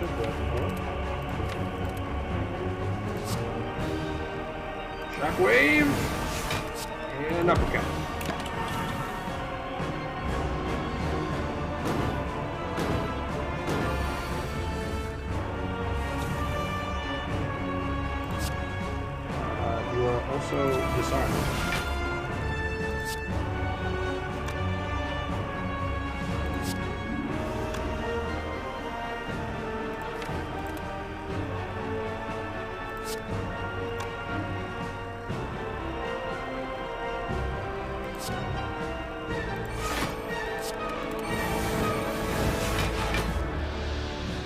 Surprised, so surprised we got Feel No Pain at the very beginning. That's very, very funny. That's a little bit more funny. Alright, so this is my double damage. Oh, it's not double damage, it's just regular damage bash. That I just have. I think I used Reaper at the beginning of the combat. Or somewhere. It would have been really nice right about now. We're doing quite alright.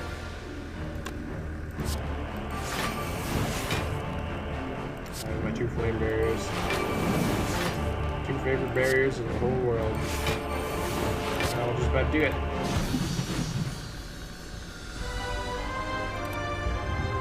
Hello? We never cracked open the maw bank. I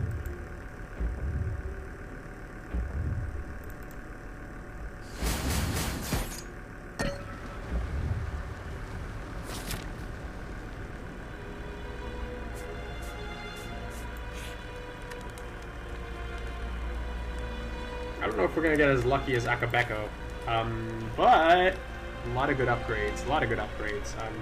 Mind Blast and Trench, honestly, is really useful.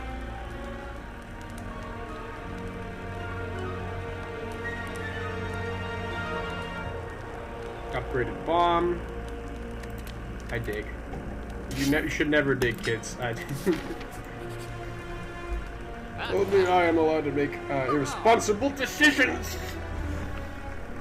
That's pretty good. Metallicize! Hey, we like Metallicize. We also kind of like Pommel Strike.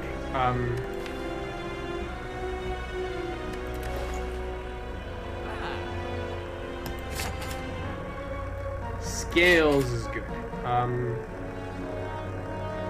Gamblers is also really good.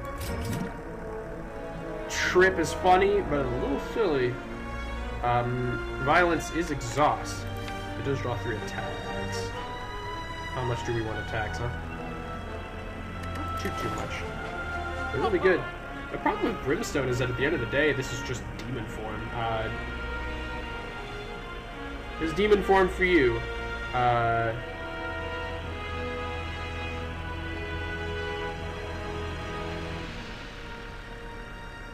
It's also a little bit rough on heart. I'm just trying to state the facts.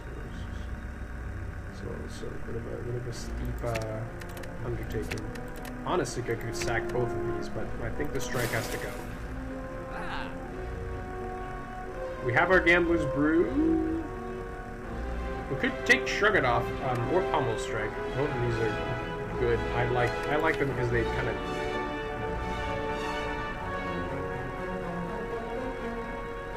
I like Pommel Strike just because it's right now we do not have any just like kind of free damage, you know. A lot of our damage cards are like high up there. Another Shrug It Off? Is that too greedy?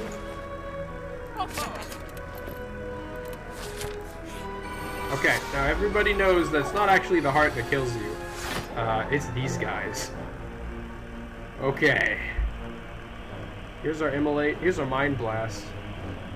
I'm right where I need to be. Right in between you guys. You two chug nuts. Okay, that's not half bad. 41 damage. This looks awful nice on you. This is the most damage this Mind Blast is going to do. I think it's best to do it first. If he does more damage than I can deal with, I'll deal with it. We can barricade here, or we can shrug it off. There's our pellets. Our randomization is over.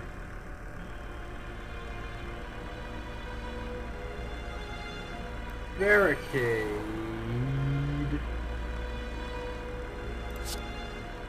Headbutt for a little bit of damage reduction. Sure. I like 0 mana Shrug It Off on.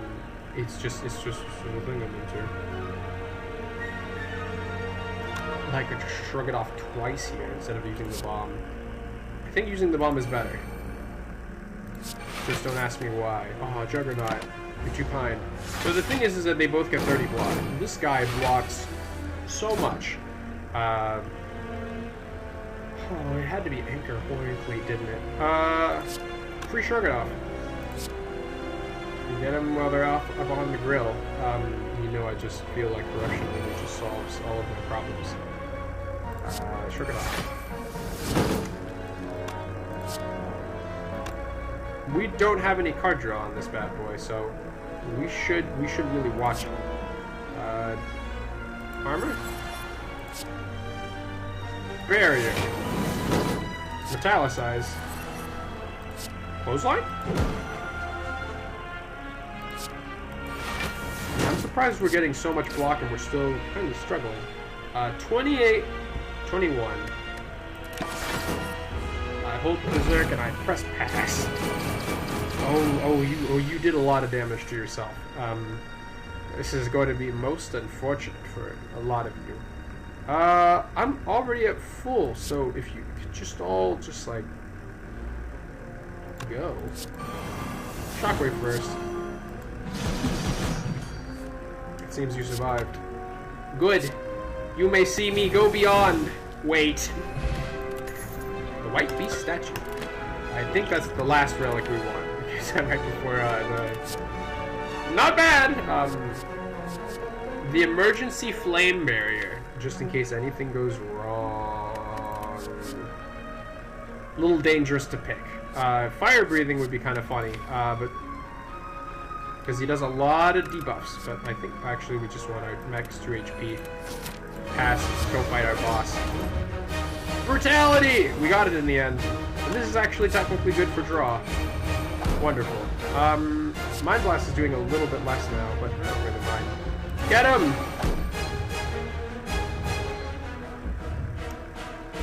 Maybe I didn't think this all the way through. Headbutt! Thank you, Headbutt. I'll Shockwave. Thanks. I wanted to play Demon Form as the thing. 2 mana Demon Form ain't half bad to have in the deck. We're gonna have to see how this pans out. Okay, so we do not have the mana to play Demon Form.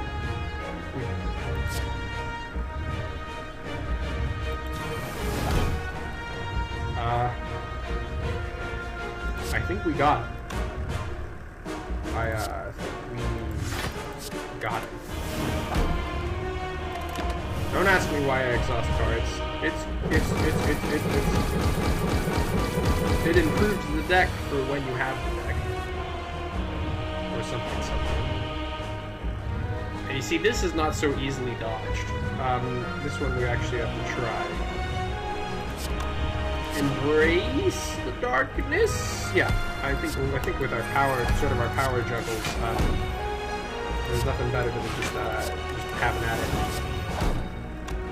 There's Disarm again. Or do we want to hold it for when he tries something silly? He's already he's already kind of at negative, so to speak. We're not getting any strength from this.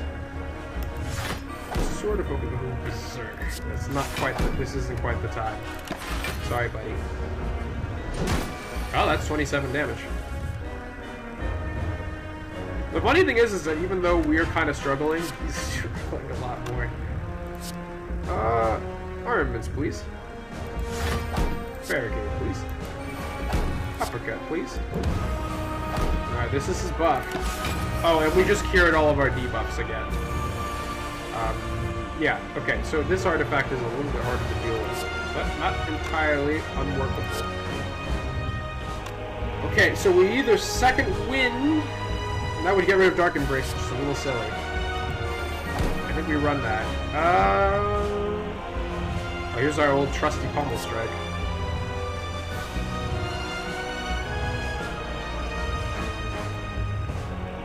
Here's the silliest thing.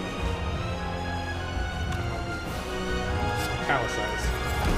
Not at all what I was aiming for. That's kind of run ending. Pummel Strike. Oh well. This is a lot. But the problem is that we'd have to get rid of corruption in order to do this. Sorry, corruption. I'll take my cards, please. Thank you very much. How would you like to have a shockwave on you? Now, we can't just willy-nilly... I mean, we suppose we could, but we can't just willy-nilly,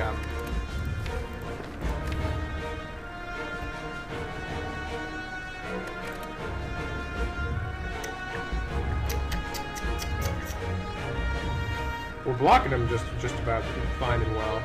He still has his debuffs from earlier, so actually, still might be prudent to just shockwave at him. And then see what that does. Headbutt for second win? Sure. Well, maybe use a pummel strike. Whatever we'll get will draw it because of a bottle.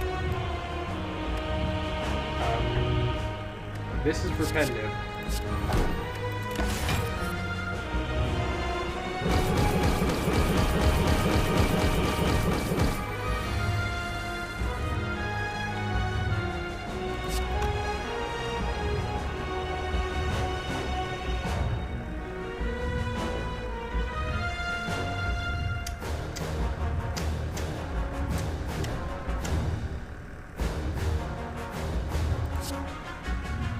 I think we True Grit. I think we get rid of Immolate. Actually, I might want True Grit for my defend. It's getting a little bit dangerous. I'll say that much.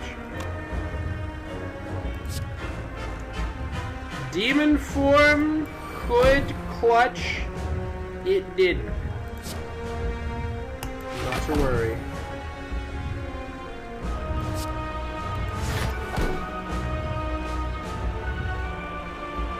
Hollow Berserk Plus.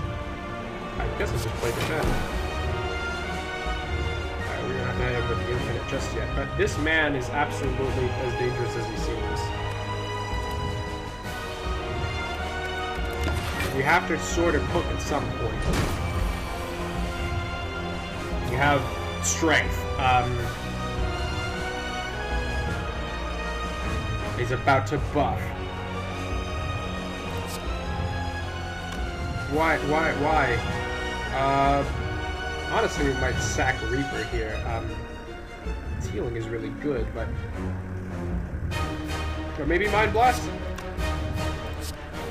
3-mana Mind Blast is a little bit silly. Clothesline! This is the Berserk turn. Clothesline!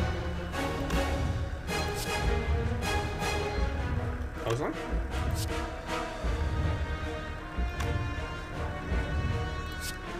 Clothesline. Or do we want do we want 17 damage on him? Or do we want 17 block on me?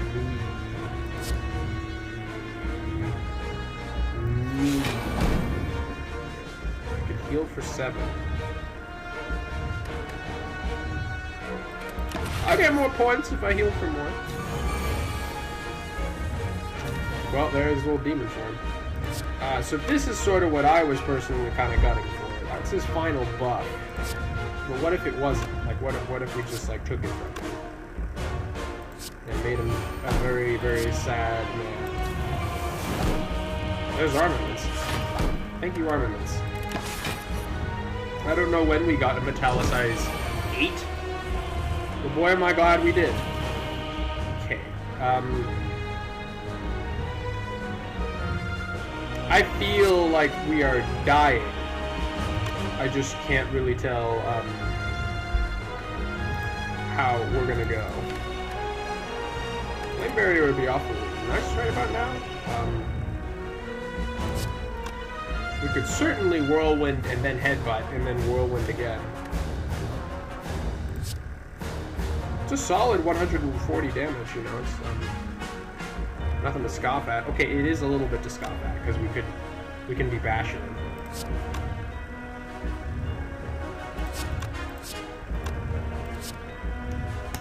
Take that. No, he's weak. don't know if he was weak before, but he's weak now. Shrug it off! It's a little dangerous to scale block on this one, is all I'm going to say. Go Pummel Strike. Go Headbutt. Get me Pummel Strike. True Grit. Goodbye. Nothing personal, but, something personal. Pummel Strike! All we need to do is do 388 damage in a single turn. Nothing out of the ordinary to see here. This is when he probably buffs to 90 damage. We should get on this. We should do something about this. Oh, Entrench. I'd like to get rid of more attacks?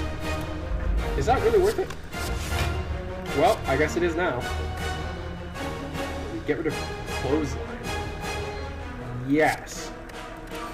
That's a little bit too much mana to cast. 2 mana Uppercut. We could save for Whirlwind on our Pendant.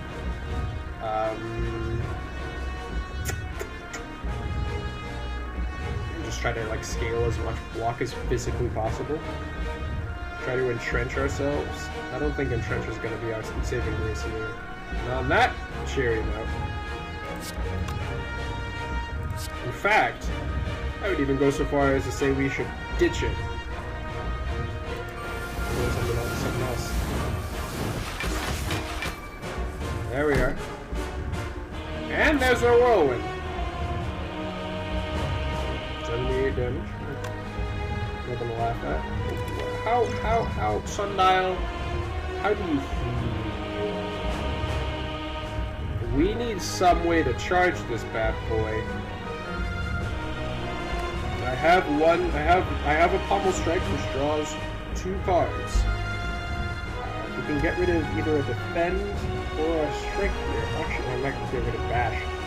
Uppercut kind of does everything we want it to clear me out. Bash, go. Draw 2.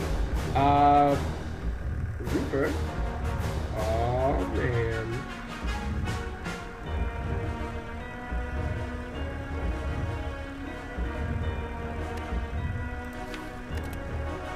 I love you, but I need True Grit back. Thank you. Pummel Strike's not gonna do it. Unless my Nunchaku has magically come online. How do you feel about 27 damage? I don't really want to do 27 damage turn. Do you want to do 27 damage turn? I think we missed our pendant turn. Yeah, 100%.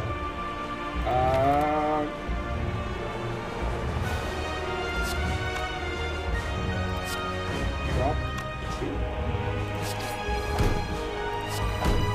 For the Nunchaku, you must understand. Alright. Now this is usually where he does 90, but I think because we've reduced him down, strength negations can't be negated. So this would be he would be at like a 9 or 8, dealing 8 times 15. And you can sort of guess how much damage that is. We've also reduced him. We could beat him with Flame Barrier, honestly. And here I was trying to craft an infinite. Oh, wait, hold up.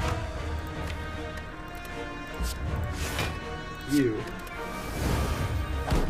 Yes. Whirlwind for 0. Yes.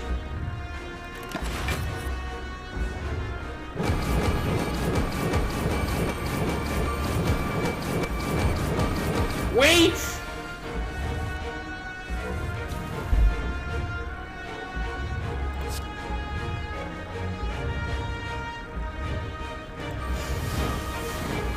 Don't kill him, don't kill him, don't kill him, don't kill him, don't kill him, don't kill him. Okay. 1 card in the discard pile. 1 card in the draw pile. We don't have a 0 mana draw card, but I'm hoping we won't need one. True Grit. Look at my Strike. Or at my Reaper. What am I doing?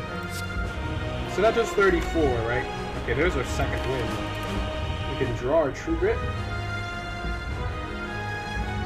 I will shrug it off for my True Grit. There we go. Now our Shrug It Off is in the pile. And then I shrug it off for my Shrug It Off. And then I shrug it off for my Shrug It Off, and then that activates the Sundial. And that gives me 2 mana. And this allows me to do my infinite. That was kind of it. That was kind of all I had to show.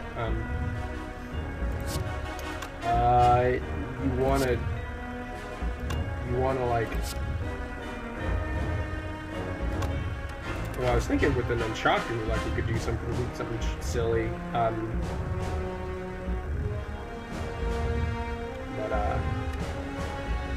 Kind of looks like we're already, because I wanted to hit the Sundial, and I wanted to hit the like, kind of looks like we've won, so this is just me being silly. Go! Behold! My penultimate defense! Oh, nice.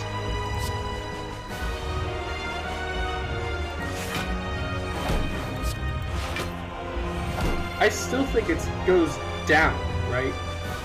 I still think we're like losing. I could get rid of Immolate. I'm really not partial to it. Wait a minute. That doesn't get me mana. Would this every 3 times you shuffle? Oh, we shuffled it. 3 times, huh? Damn. They had my number. From the very beginning. Does this count as shuffling? It's 42. Should just like, you know, just take the. I think he dies. No, he doesn't.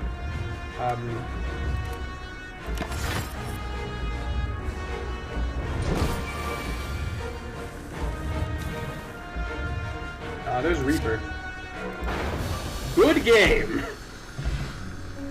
Oh!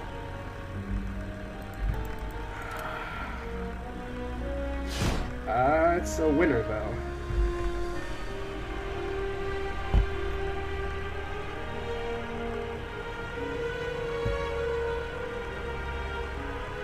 It's Ascension 11. A humble victory. Very humble, very humble. I will not let the fame get to me and change who I am.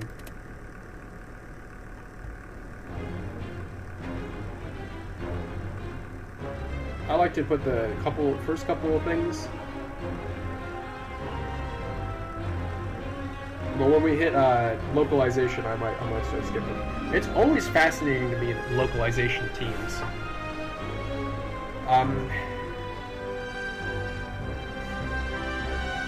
Because I mean, it's sort of just a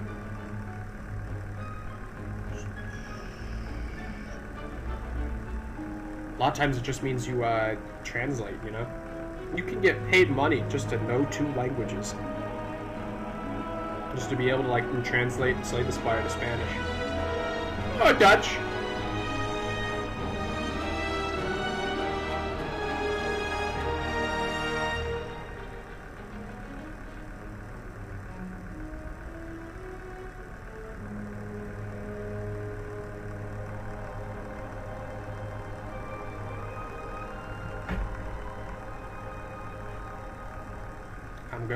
I apologize, French localization team.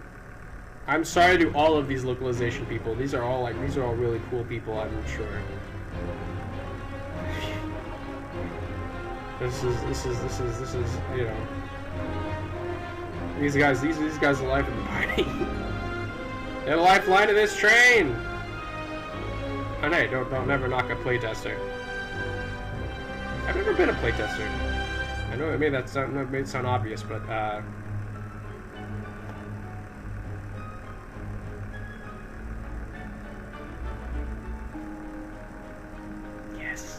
Finally, I skip to the most important credit. Me!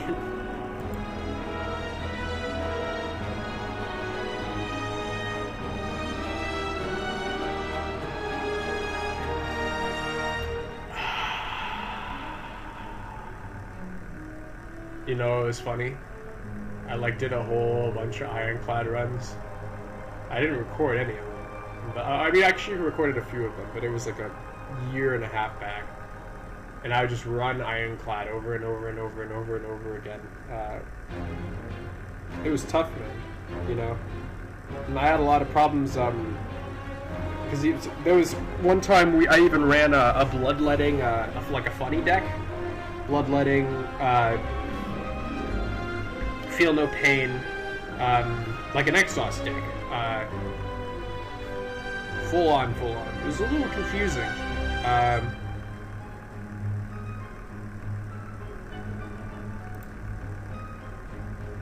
But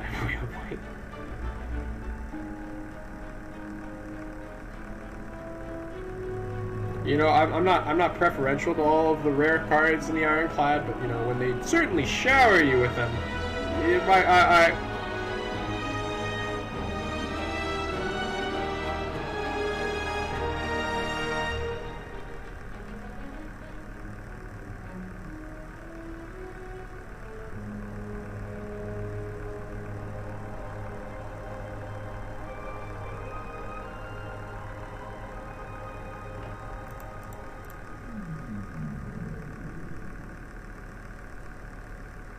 I know it may not seem like it, but I was at one point an extreme dork for this game.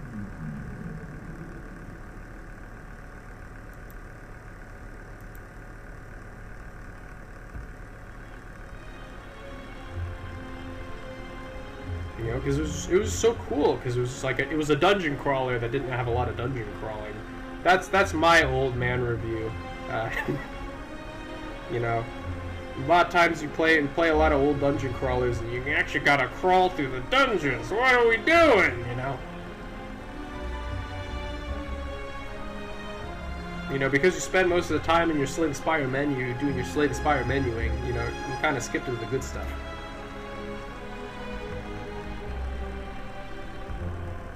Thank you, Slay the Spire, for this wonderful content. Thank you.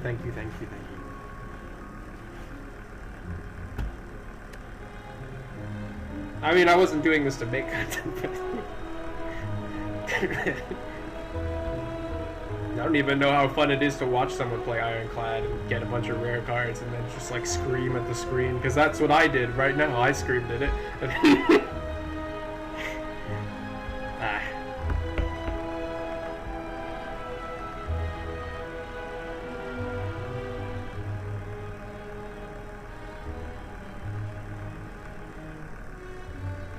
But the funniest thing is that it feels so great when you like haven't really played this game in a while, you know. I mean, like maybe you play it on and off, you know.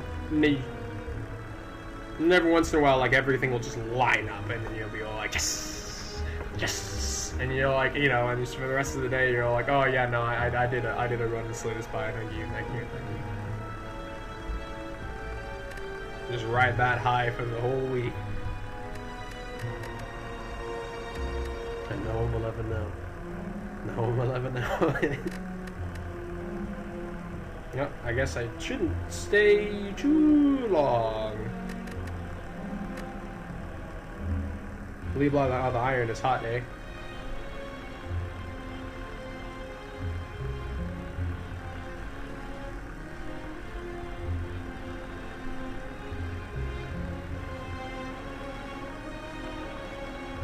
I must admit, I don't really know how a game like this is made, which is ironic because you'd think it's, you know, when you look at it, it doesn't really look like it'd be that hard. It must have been awful frustrating, you know. It can be really hard to just like kind of, you know, because even if you're making a really, really small game, you still have to wrestle with the engine and sort of keep manhandling it, and you know, and kind of until it works, if it works. Sometimes you try to like kind of lean into the limitations. You know, there is no magic machine for making video games, and if there were, it'd probably be called AI.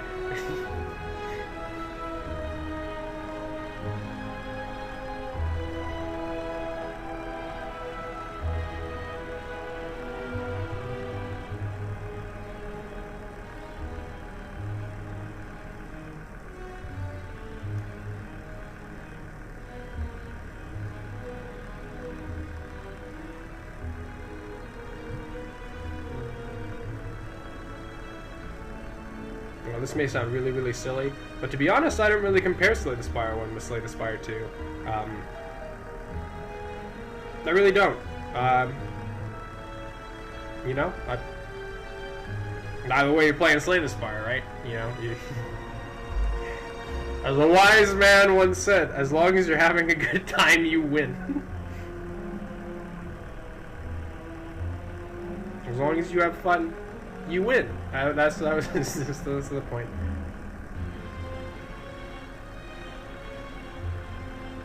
A bit of delayed win on this particular round, but you know.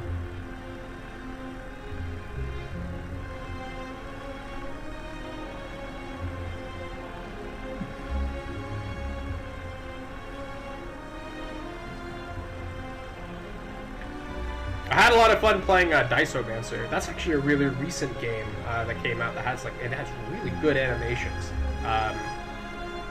It's really interesting too because it doesn't really it plays a lot like Magic the Gathering, where you know, where you sort of have like hands and you have like things you build up over time. You know, there's one class where they have like it has a gun, you know, and you put a bunch of things to load the ammunition, and you have mana, and you have kinds of mana. You know, and technically the cards you draw are your land cards, which sounds really complicated, but like that's the biggest hurdle in the game. And then also there's a die that breaks all the rules. That's really fun. I had a lot of fun with it. I had a lot of fun I ran a lot of Ascensions on it. And that actually ended up being surprisingly fun because like I both got to get better at the class, and then I also my gun class, and then I also got to get better at the game.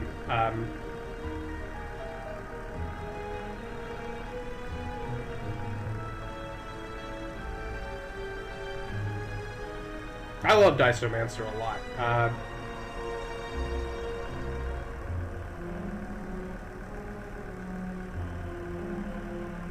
I also love Slay the Spire 2 a lot.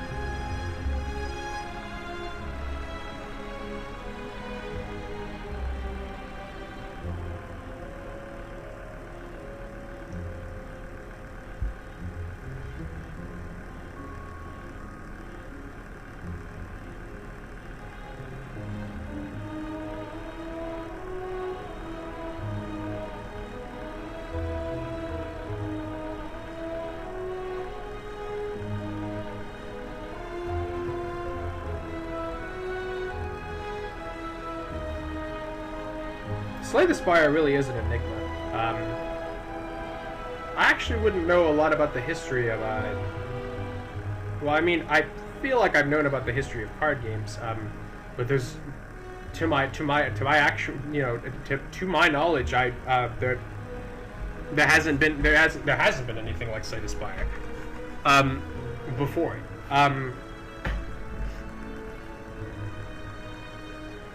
Which is awful cheeky and awful clever because you know, there's been RPGs aplenty, you know, and that's what makes, I think that's what makes Slay the Spire so unique, is that it's an RPG, you know, and it sort of fuses that into the deck battler system.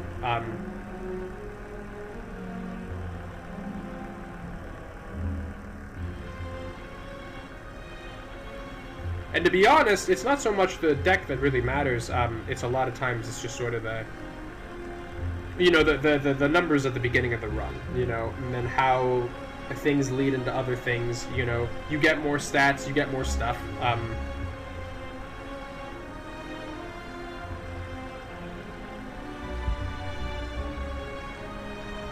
It's always funny that for a game that, like, technically isn't within the genre of an RPG, you really don't get that much, like, stuff, you know? The best things you get are, like, ice cream.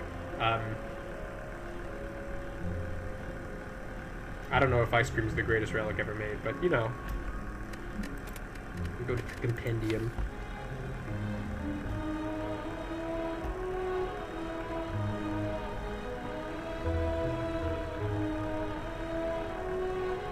You know, a lot of the strongest things are gain more mana, have a detriment to the deck.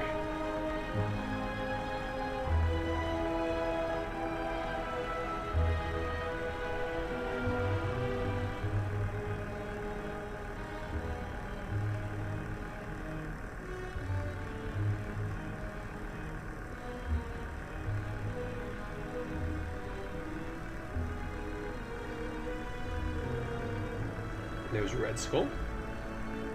Is it bad that Red Skull feels just a little bit better than Stecco Skull? My silent roast is that strength applies to everything, and then cards like this only apply to poison cards with the poison text.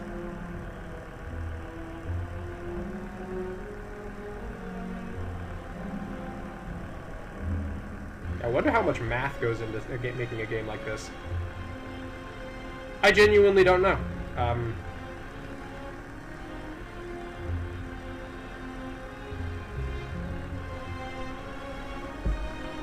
I guess the interesting thing is that there aren't really a lot of mechanics. Like I said, it's about as little RPG as, like, physically possible.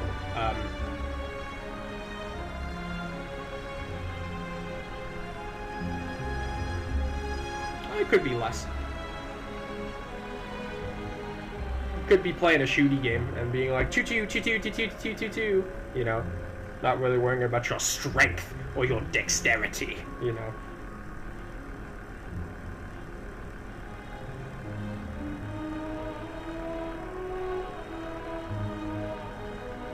It's really interesting that they kind of take strength and dexterity, which are like these, like, very common, like, RPG concepts. You don't really gain a lot of them, and you don't really have a lot of them, and you only really gain any of them by, like, playing the deck and stuff.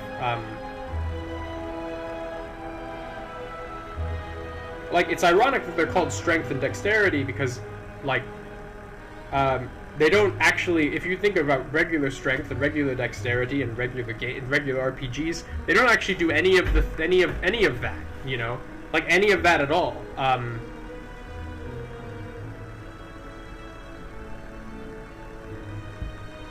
You know, you might as well be saying, like, attack from Pokemon, or defense. You might as well be using a howl or withdraw. But even those are percentile. Even those are not just numerical upgrades.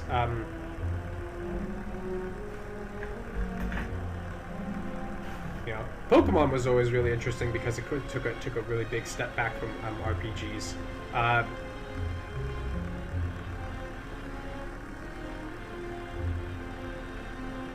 And I think that's why that's why it's so popular.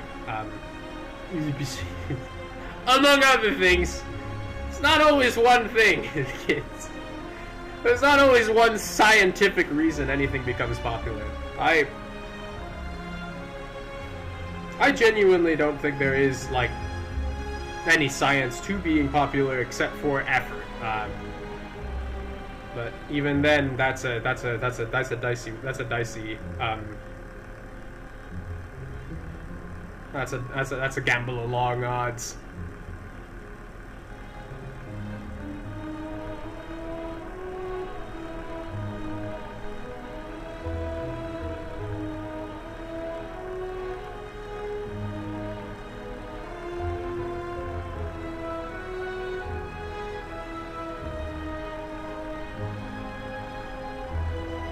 It is funny that Pokemon is I'm sidelining, but at least it's a subject everyone knows about. Pokemon kind of came out of a lot of is sort of a weird old cousin of like a lot of the old. They used to have a bunch of RPGs on the and not just Earthbound. You should just have RPGs where you just like have a bunch of characters and just jump in and go like, all right, here we go. You know, old turn-based.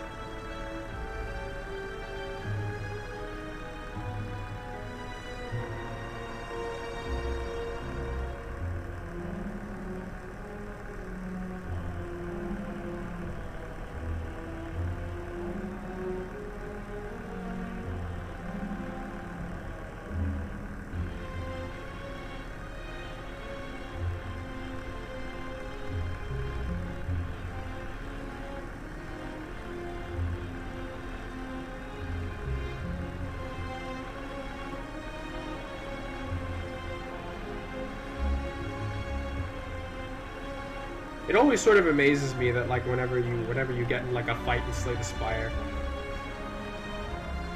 I'm gonna word this poorly.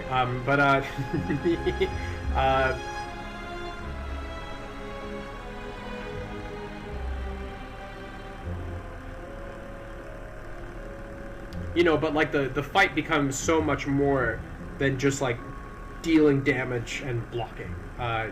Even though that's exactly what you're doing. You know, you're finding ways into cheating more block out. You're finding ways to cheat more damage out. You're finding ways into not watering the deck down and making this like honed and precise like weapon.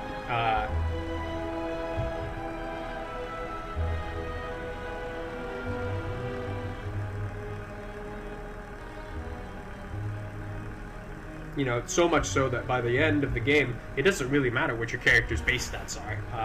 It doesn't really matter what class you chose. It matters what deck you built. That's really cool. That is a very large inversion of what is kind of classic. I know it's super popular now, obviously. Man. This game came out at such an interesting time, because I believe because Hearthstone was doing like incredibly well.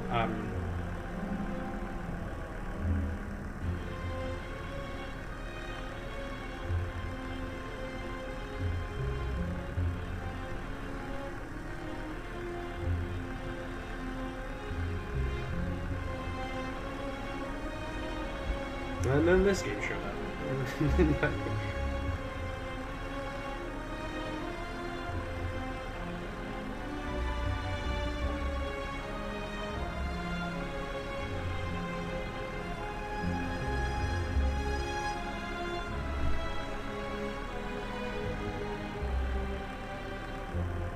It's always impressive to me how much like this game takes advantage of its own limitations, you know.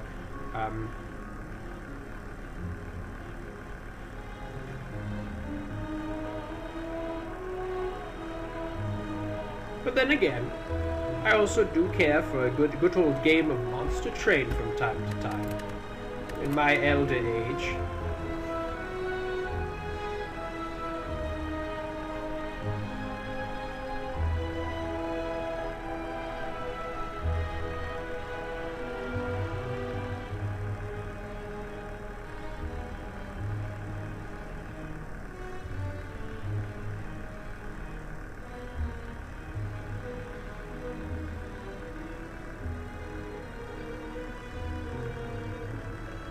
And that game's full of things to do.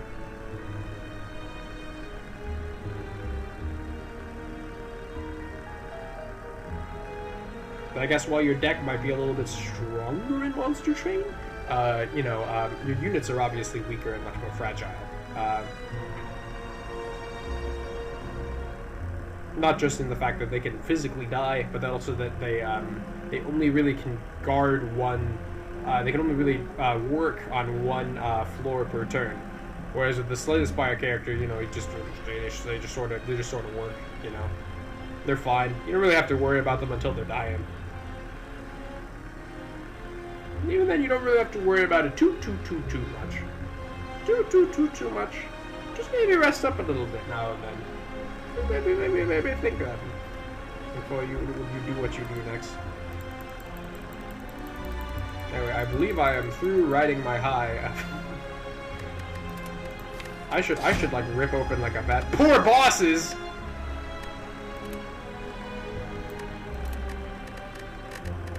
Every time I get a nice run of Slay the Spire, I feel like an old granny.